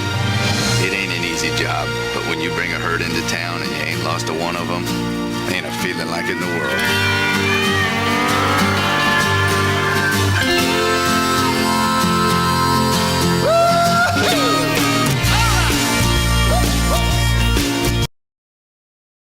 Damn, I know I was a cat herder. Holy, that was a good video. That was a good suggestion, you hooligans. All right, we're going to read through the chat really quick and see what you hooligans are thinking about our update on Springfield, Ohio, as well as our cat herders video we just were blessed with there. Next up, we have the last little bit of our news. It's titled, Judge Delivers Huge Blow to Fani Willis in Case Against President Trump. Now, they're throwing out a bunch of these charges and whatever, especially because they're now being investigated. And I'm sure we will see more of this as the year goes on. And after the election, I assume most, if not all, of the charges against President Trump will end up being dismissed. Because we know that everything they've brought so far has no merit. Almost everything is beyond statute of limitations, which is a no-go on its own. You're not supposed to bring any of that stuff to court. That's the whole point of statute of limitations. So I assume all of this stuff will get thrown out. But these are some details of some of the recent cases that are being dismissed. It's coming up next. But first, I want to remind you guys, if you would like to join the membership program over on Rumble, all you have to do is click that big red subscribe button right below where you type in the chat. Now, if you're on Android and using the Rumble app, you're unable to see that big red subscribe button. So go to rumble.com, come to the live, hop in the chat, and like I said, right below where you type in the chat, you will see that big red subscribe button. Click that button and jump through the hoops, and your name will be highlighted as an official Rumble Hooligan. You'll have access to our custom emojis. We have chapstick emojis, scream and goat emojis, Klaus Daniels emojis, President Trump emojis, and more. It's a lot of fun during a live, especially during a Trump live like we have later on today. So definitely go join the membership program over on Rumble. We're going to read through the chat, and we'll get on to this update on President Trump's cases. And then after that, we got some funny videos to go through. Hair Juicer, the buzz is gone. Thank you for the feedback and reminding me. I totally forgot that we were worried about that. Thank you, Hair Juicer. I'm glad we were able to get that fixed up. I'm really excited about this audio stuff. I've been really downplaying it, but this interface right here is my dream interface. This is the industry standard right here, Apollo, for audio interfaces. And then this microphone right here, this Rhodes microphone, I think it's a N1A or something like that. That is the actual microphone that Oliver Anthony was singing into in his Rich Men North of Richmond song. That's not why I got the microphone. The microphone's actually one of the best vocal microphones below the $10,000 threshold. Both were provided by Cassandra. So thank you so much, Cassandra, for that. We finally got all of our cables in, so we will be switching over to this new audio set as soon as I can get some time, and it should be fantastic. I know a lot of you guys are used to seeing the podcast microphones. It's got that black foam on it. Those are sure like S7 microphones or whatever, but this one is also for vocal recording because you guys know I make music and stuff. So the audio for my voice should improve drastically when we get this new audio interface and all of that set up. So definitely look forward to that. Yeah, Christy Star, I'm really excited about it. I've been trying not to talk about it because I'm really excited about it, but what sense does it make to be excited about it if you guys can't hear it? And that's the thing about audio equipment. It's cool to get excited, but until you hear it, there's no need to be celebrating early. So either way, I'll probably be ecstatic tomorrow when we get this put together.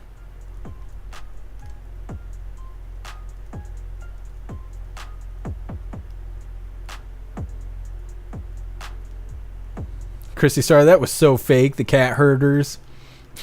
I didn't even know. Didn't know. Out here herding cats. Hurting them, not hurting them. This ain't Ohio, okay? Calm her down. Russell, herding cats would be a pain. That's what Edward always says when I'm having issues with the live. I'll say something. I'll be like, hey, we're doing this and we're going to do it this way. And then in an hour, everyone's like, what are we doing? And the house is on fire and shit. And Edward's like, he'll write me and I'll write him back. And I'm like, yeah, I'm having trouble today. Nobody seems to be listening to the words coming out of my mouth. And he's always like, yeah, it's like herding cats. And I always had a mental image of what that was like. But thanks to that visual that we were just watching, I'm like, yeah, that is what it's like. Herding cats. And I like the way they said it at the end. They were like, we're taking all this information and ideas and then, aligning them and giving them direction. I'm like, that's kind of what we do here. We are herding cats. Didn't realize. Breeze by you, the geese around here know they won't be attacked by people. They're not afraid of anything. Well, hopefully the Haitians don't make it there because they'll be easy targets.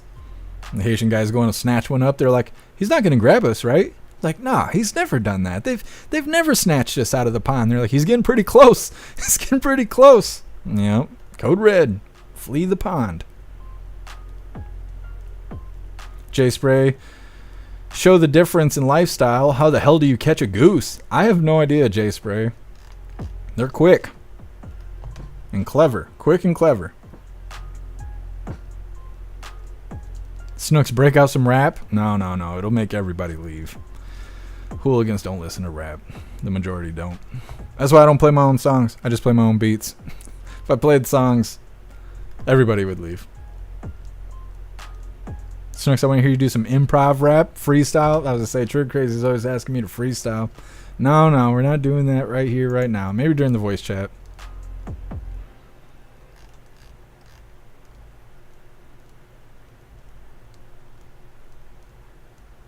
Matthew, in Scotland today, a Muslim had a goose.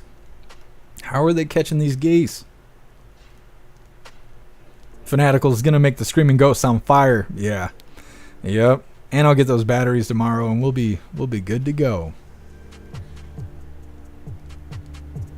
Bobby, I eat cat, but not cats. Yep.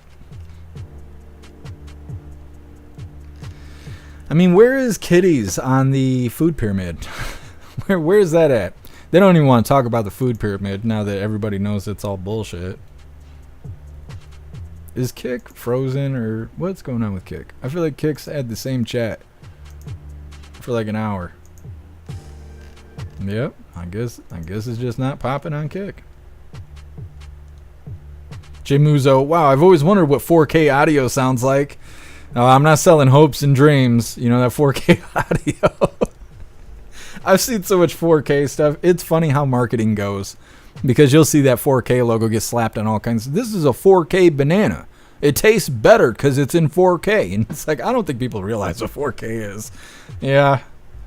It'll be awesome, though. It'll be awesome. The guitarmen, pond ducks, and geese are used to human interaction. They're the sitting ducks to ending up barbecue. Yep. They're used to getting fed bread, not snatched up out of the pond. Mr. Coffee, I don't mind people eating geese. Mitchell, goose is greasy meat. I've never ate geese. I don't know about any of that stuff. Mitchell, you sound better than Anderson Cooper. I don't know who that is, but hopefully that's a compliment. Nothing's going on Twitter. Zero, we'll have to get used to Jeff sounding different. No. It'll happen very quickly. My voice sounds the same. I've been recording since I was 12 years old. 35 now. My voice will sound very similar. Very similar.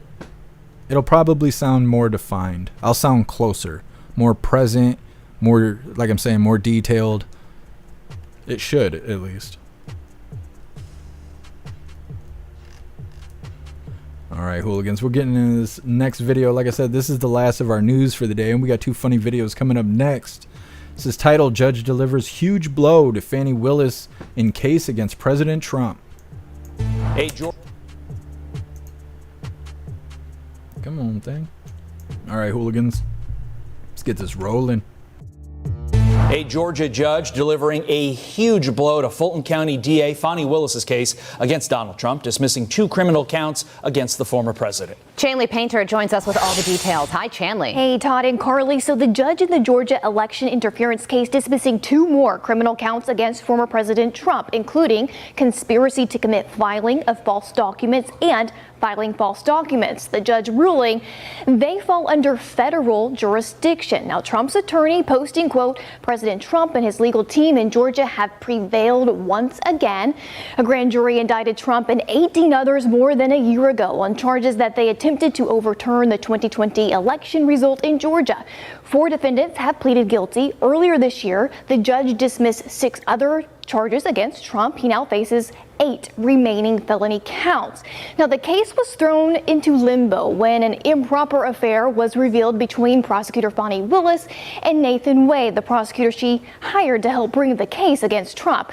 Wade was later removed. Now, separately, a Georgia Senate committee is investigating allegations of misconduct against Willis related to conflicts of interest and misuse of tax dollars.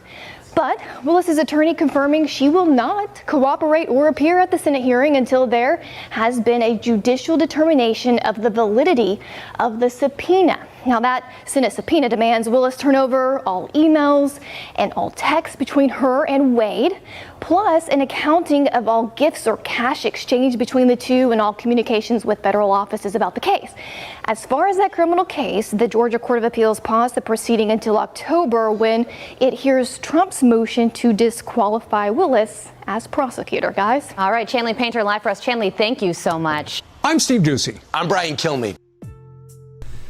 All right, like I said, I assume we'll see more of these cases get thrown out. Probably not until after the election, but I knew that Fani Willis stuff was going to get thrown out, and they keep trying to bring back this stupid Jack Smith or whatever his name is. I think that stuff's going to get thrown out before the election as well. We will see. We will see. Of course, we'll keep up to date with what's going on with President Trump and his court cases.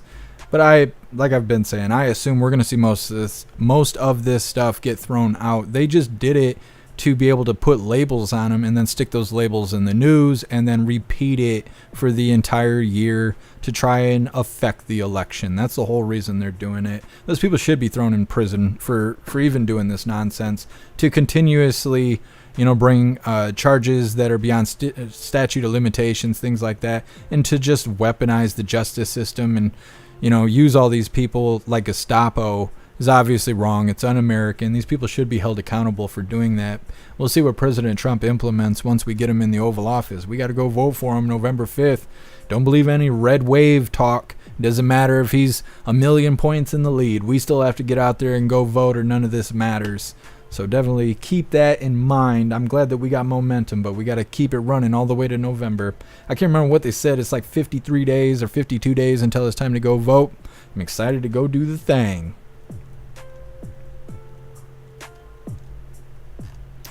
So let me see here.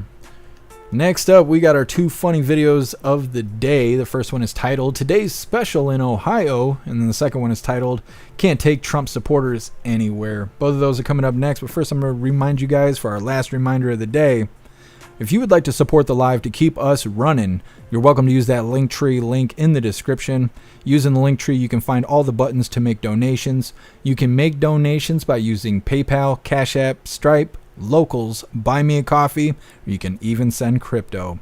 We're going to read through the chat really quick and we'll get into our 2 funny videos of the day, and then we will be doing the Pledge of Allegiance and wrapping this up. 6 p.m. Eastern time. We're going to be over on the website having ourselves a little voice chat, which is always a lot of fun. Definitely get you a membership for jeffmaclive.com. That way you can join us in the voice chat.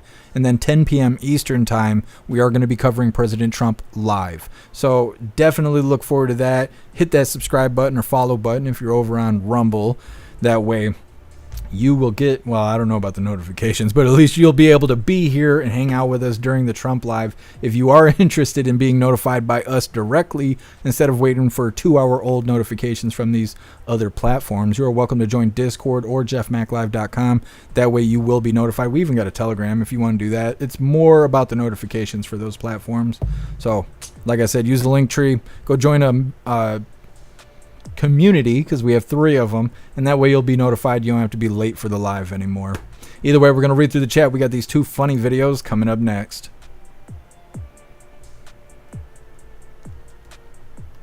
Mr. Beansy Beans, that's right, I agree, because Kamala and the deep state are slick as shit. Yeah, Mr. Beansy Beans, and they got something up their sleeve. They wouldn't be so confident as they are, you know, if they didn't, because obviously most of America is supporting President Trump. It's obvious. Everywhere they go, it's obvious that, you know, America's for President Trump, but they're walking around with that grin like they got something up their sleeve. So regardless if it looks like a red tsunami, we still got to get out there and go vote for President Trump November 5th, regardless of what anything looks like. We got to make it too big to rig, because it worked in 2020. Why wouldn't they try it again in 2024? You know, and we can worry about all the details after the election. There isn't anything we could do about the machines or what happened in 2020. And I know everybody's getting their Twitter fingers already right now, but there's no point in worrying about that. I know it's a problem. It was never fixed, and it is something to worry about, but we got to do everything in order here. The first thing to worry about is go vote in November. Shit goes left, doesn't go the way of we the people. Well, we'll worry about the other things at that point. But for now, got to focus on November. Yeah, Russell, throw him in jail. Yeah, it's traitors. Well, thank you, Snooks. I appreciate the compliment.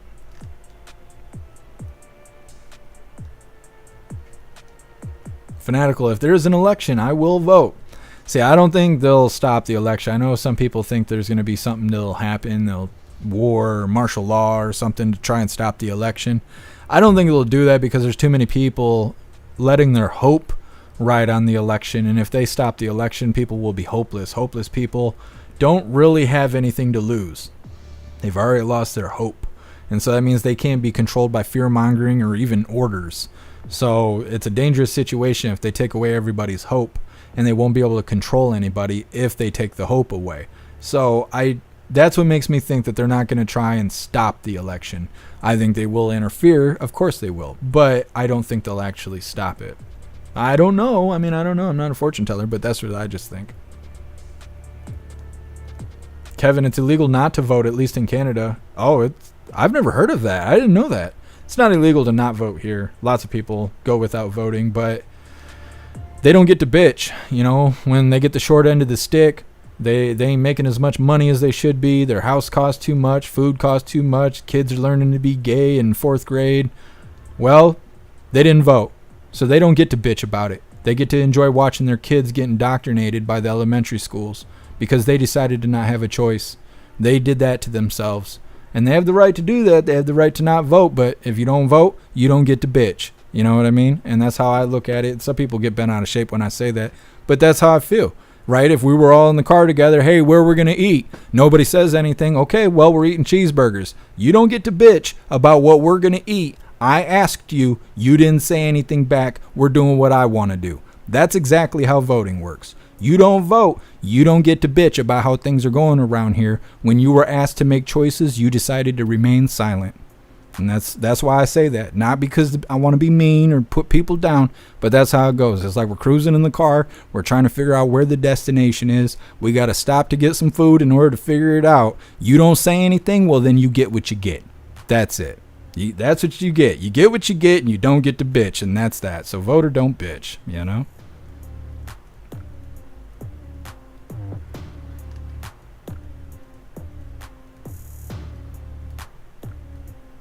Trop, it's not illegal to not vote in Canada. Only 30% vote. Wow, I didn't realize that, Trop. That's crazy, 30%. I don't know what ours is. I know somebody was just talking about how Christians, only like 40% of Christians vote in America. And of course, that's poll numbers. God only knows where they're getting these numbers from. But I wonder what the percentage is of Americans that vote. I know it's a big number, but I know it ain't no 100%. Melissa, goose burgers. That's what we're having for dinner. You Hillian, hopeless people are far more dangerous short term. Yeah. The thing is, I had to read that twice because at first I thought you said topless people are far more dangerous short term. And I'm like, those assault titties, they'll get you. They'll get you. You ever poke your eye out? That's how I'm trying to go. I'm trying to kick the bucket like that. Just saying. Too old to care. Don't let Jeff fool you with the audio switch. He's going AI and taking a vacay. Too old to care. If I go on vacation, I'm taking you guys with me. I've never even had a vacation my whole life. Like, the only thing I can consider a vacation is when my mom took us to Universal and Disney World when I was a 15-year-old. Otherwise, I've never had a vacation ever. One day we'll take one. One day. Melissa, Jeff's had the same voice since he was 12. Never changed. Yep, that's how it goes. The golden voice.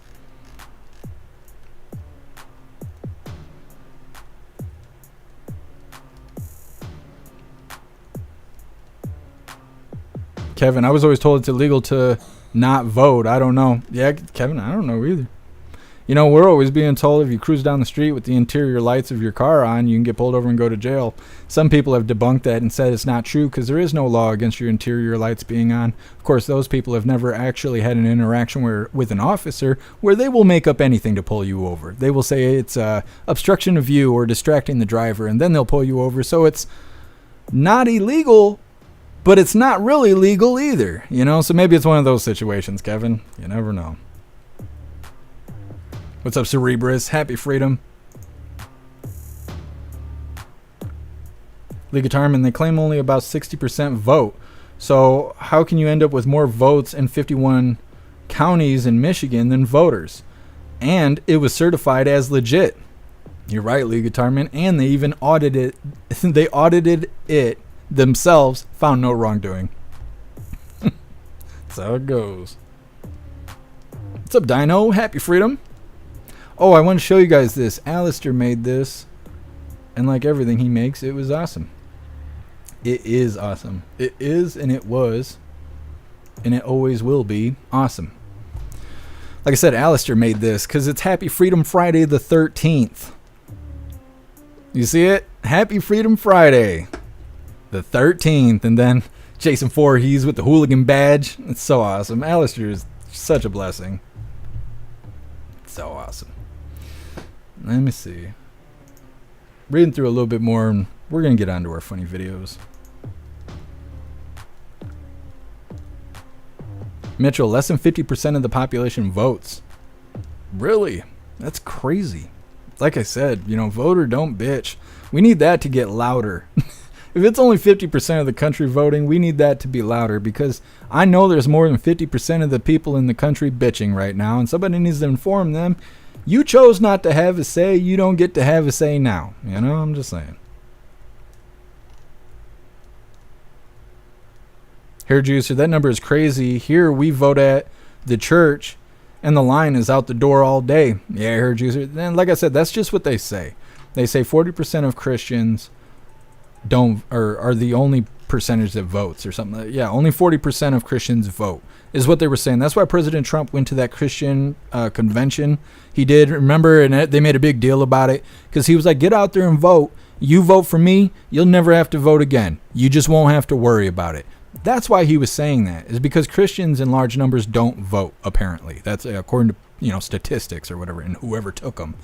And so that's why he was saying that. Of course, the news spun it and was like, oh, President Trump's going to get in. He's going to be the MAGA king, and you'll never have to vote again because he's going to become a dictator. When really he was talking about the numbers of Christians that vote. That's what's going on. But either way, like I said, tell everybody, you either vote or you don't get to bitch about it. I think it's real simple. It's real simple here. Anyways, let's go ahead and get into these funny videos of the day. This first one's titled, Today's Special in Ohio. Let me see here. I don't think there's any audio in this video. That's okay, it's a short one. So like I said, this first one's titled, Today's Special in Ohio.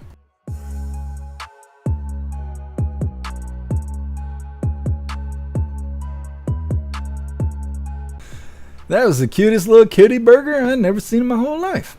All right, we're going to get on to this next one. It's titled, Can't Take Trump Supporters Anywhere. And this is a good one. Damn Trump supporters. All right, let's get this rolling. Can't take Trump supporters anywhere. Then you rolled in with your hair in the wind, baby, without warning. I was doing all right, but just your side had my heart storming. You try to cover it up. Sorry, sissy. It's Trump 2024 all year long. All right, hooligans, we're going to read through the chat really quick, because that is all the coffee I had for you guys today. And drop these Linktree links while I'm going. Of course, we got the Pledge of Allegiance coming up next. We will be wrapping things up, but once again, we will be live 10 p.m. Eastern time, covering the Orange Eagle himself. He's going to be in Las Vegas, Nevada, and it's going to be a good one, because they're on fire for President Trump out there. It's going to be a good one. Like I said, 10 p.m. Eastern time. Hopefully I see all of you guys right here. So here is all of the Linktree links on all the chats here. All of my links are listed on the Linktree, so if you guys would like to make donations, join membership programs, or purchase any merch, we'd really appreciate it. All of your guys' contributions keep us running every day except for Sunday, because we got to have a day to recharge those batteries. Like I said, definitely go join Discord. Discord is our free hooligan community. It's the best way to be notified every single time we go live. The hooligans are there keeping the conversation going 24/7. And we have a news board to keep you up to date with everything going on around the world. So definitely go join Discord. If you're feeling real saucy, go get yourself a membership for jeffmaclive.com. Over on the website, it is the best way to experience a live. Our built-in chat has more ability than any other platform. You can post memes and GIFs and custom emojis and tag each other and customize your chat bubbles and all kinds of stuff. Like I said, it is the best way to experience a live.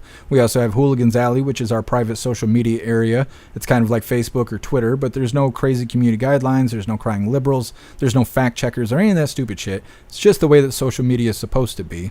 We also have forums to encourage open discussion. We have an arcade that I spent too much time playing with yesterday. Hour and a half sitting in the bathroom playing the games on the arcade. I'm telling you, that's worth it alone right there. We also have an advanced messaging system that gives you the ability to text each other, call each other, video call each other, group texting, group calling, group video calling, and more. I'm constantly working on the website, making it the place to be. So definitely go get you a membership for jeffmaclive.com. It's the home of the hooligans. We're going to read through really quick, and then we are going to do the Pledge of Allegiance and be wrapping this up. 6 p.m. Eastern time, we're going to be on the website doing the voice chat. And like I said many times now, 10 p.m. Eastern time, we will be covering President Trump. It's going to be good stuff. Let's see here. Cassandra, that was awesome, running across the frame with the Trump flag. Yeah, and then the camera guy's so slow about it. He's like, trying to cover the camera. It's too late, buddy. It's too late. Chrissy Star, happy freedom to you. It was a good video. I thought so as well. I didn't know about the cat herder video. That would have totally been the funny video of the day. I'm glad we got to include that. That was the nicest little kitty burger I never seen. See, we can't let the Haitians see that because they're going to think we're starting to prepare the meals for them. That's not the case. Trick is yet. On the votes in the... Hold on. I think this is a second piece of something else you're saying. On the votes in the East count in Canada, it's bullshit. You mean like, what do they call it? Man, I can't think what that name is. Not electives. What is it called? You know, when your state can vote red, but the 3 blue cities in your state vote blue, and now all of a sudden the whole damn state's blue. What is it? Your electorates? I don't know what it is. Is that what you're talking about, Crazy? True Crazy? That over on the East Coast, they count more than what happens on the West Coast of Canada? 10 man, learn to swim. Breeze by you, the 13th is my favorite number. Well, happy 13th to you. All the boobies in the chat. Russell, I've never taken an hour and a half to shit. My stomach is so bad. That's why I always laugh when I go get coffee and everyone's like, oh, Jeff, when you go take a shit? No. The live would be over before I ever came back. I'm telling you, my guts are messed up. One day I'm going to end up dying from something, whatever's going on in my stomach. It's so messed up, they don't even know what's wrong with me. They have no idea what's wrong with my stomach. I'm one of a kind, but I try not to let it bother me. I just eat the best I can, show up to work every day. Hey, thank you, Chris Starr. You gonna be in the voice chat, 10 man? Heck yeah. Total care, electoral college vote. Yes, thank you. That's what I was thinking of. Melissa, not all heroes wear capes. Nope, they wave Trump flags.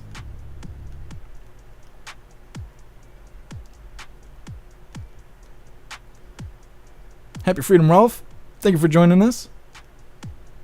Thank you, Too Old to Care. Melissa, Jeff Sling Blade voice. I'll never kill nobody again. Just saying. Just saying.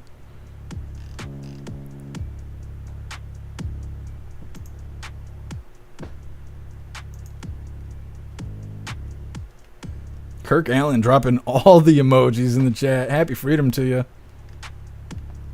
I almost couldn't even see your name. There's so many emojis in the chat.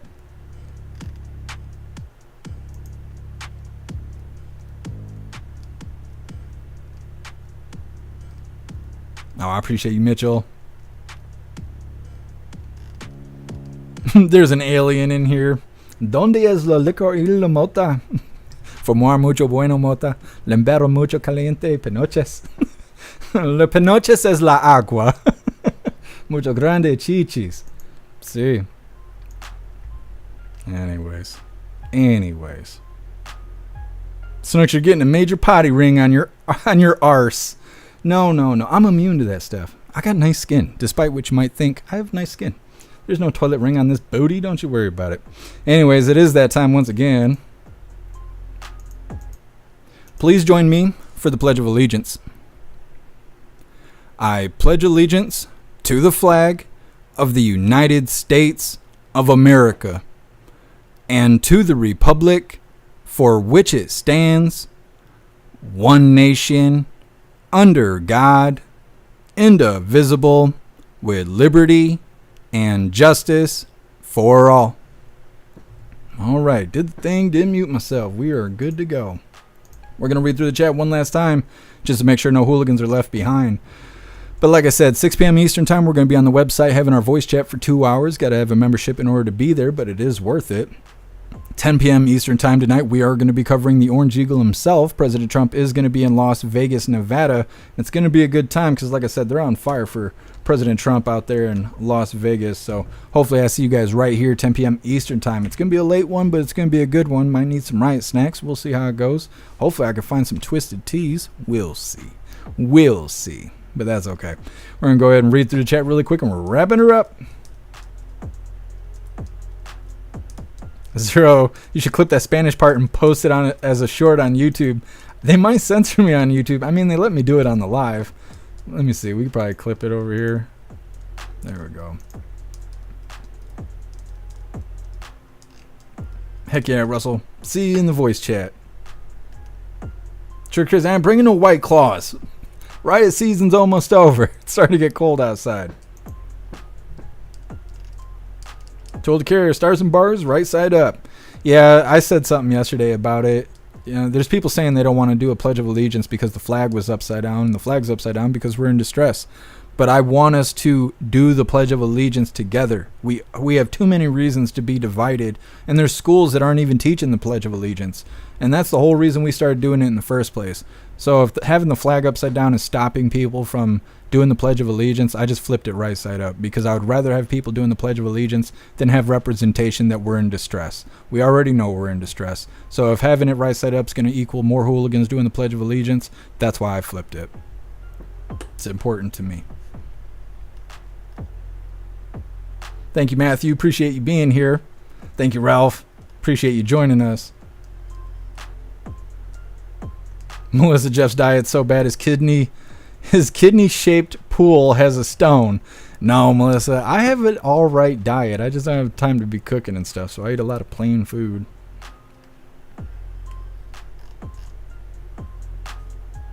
Prison hug, less woke, more patriotism. Patriotism intensifies. Let's see here.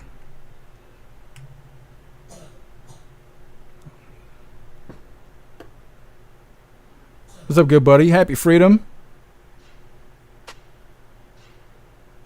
What's up, Flip Bergerson? That's quite the name. All right, hooligans. It looks like we are good to go. Trick Crazy, I'm a Canadian and I know the pledge. I know, you're such a badass, Trick Crazy. I really appreciate you doing the pledge with us.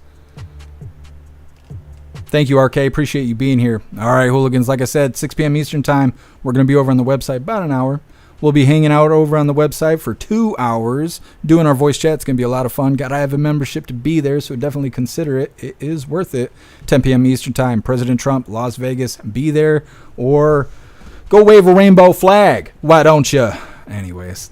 If I don't see you guys tonight, I will see you tomorrow, 1 p.m. Eastern time for the very next Coffee with Hooligans. And it is Free Speech Saturday, so don't be hanging out on that goofy-ass commie YouTube platform. There's no YouTube tomorrow, so just go ahead and know that. Anyways, you guys are the best, and I hope you have a fantastic day. I'll see you later, and then we're all going to be having tons of fun. Huge shout-out to everyone that made donations, joined the membership programs, or purchased any merch. I really appreciate all of you hooligans, and I wouldn't be able to do any of this if it wasn't for you. So thank you so much for all your support, and I'll see you on the next live. Until then, stand tall, shine bright, and that's a wrap.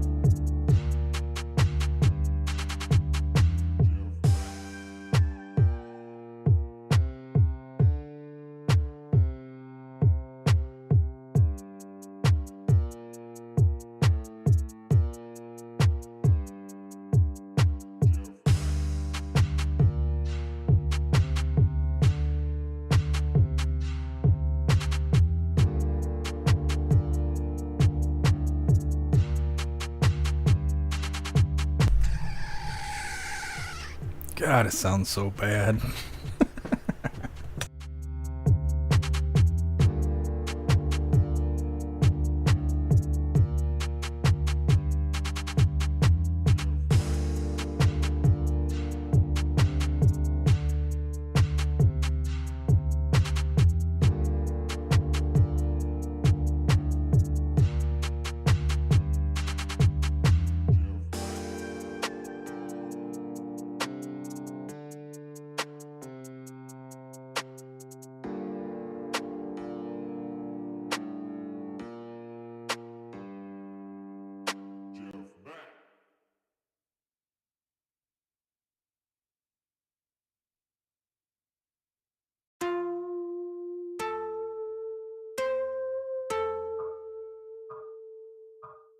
Jeff.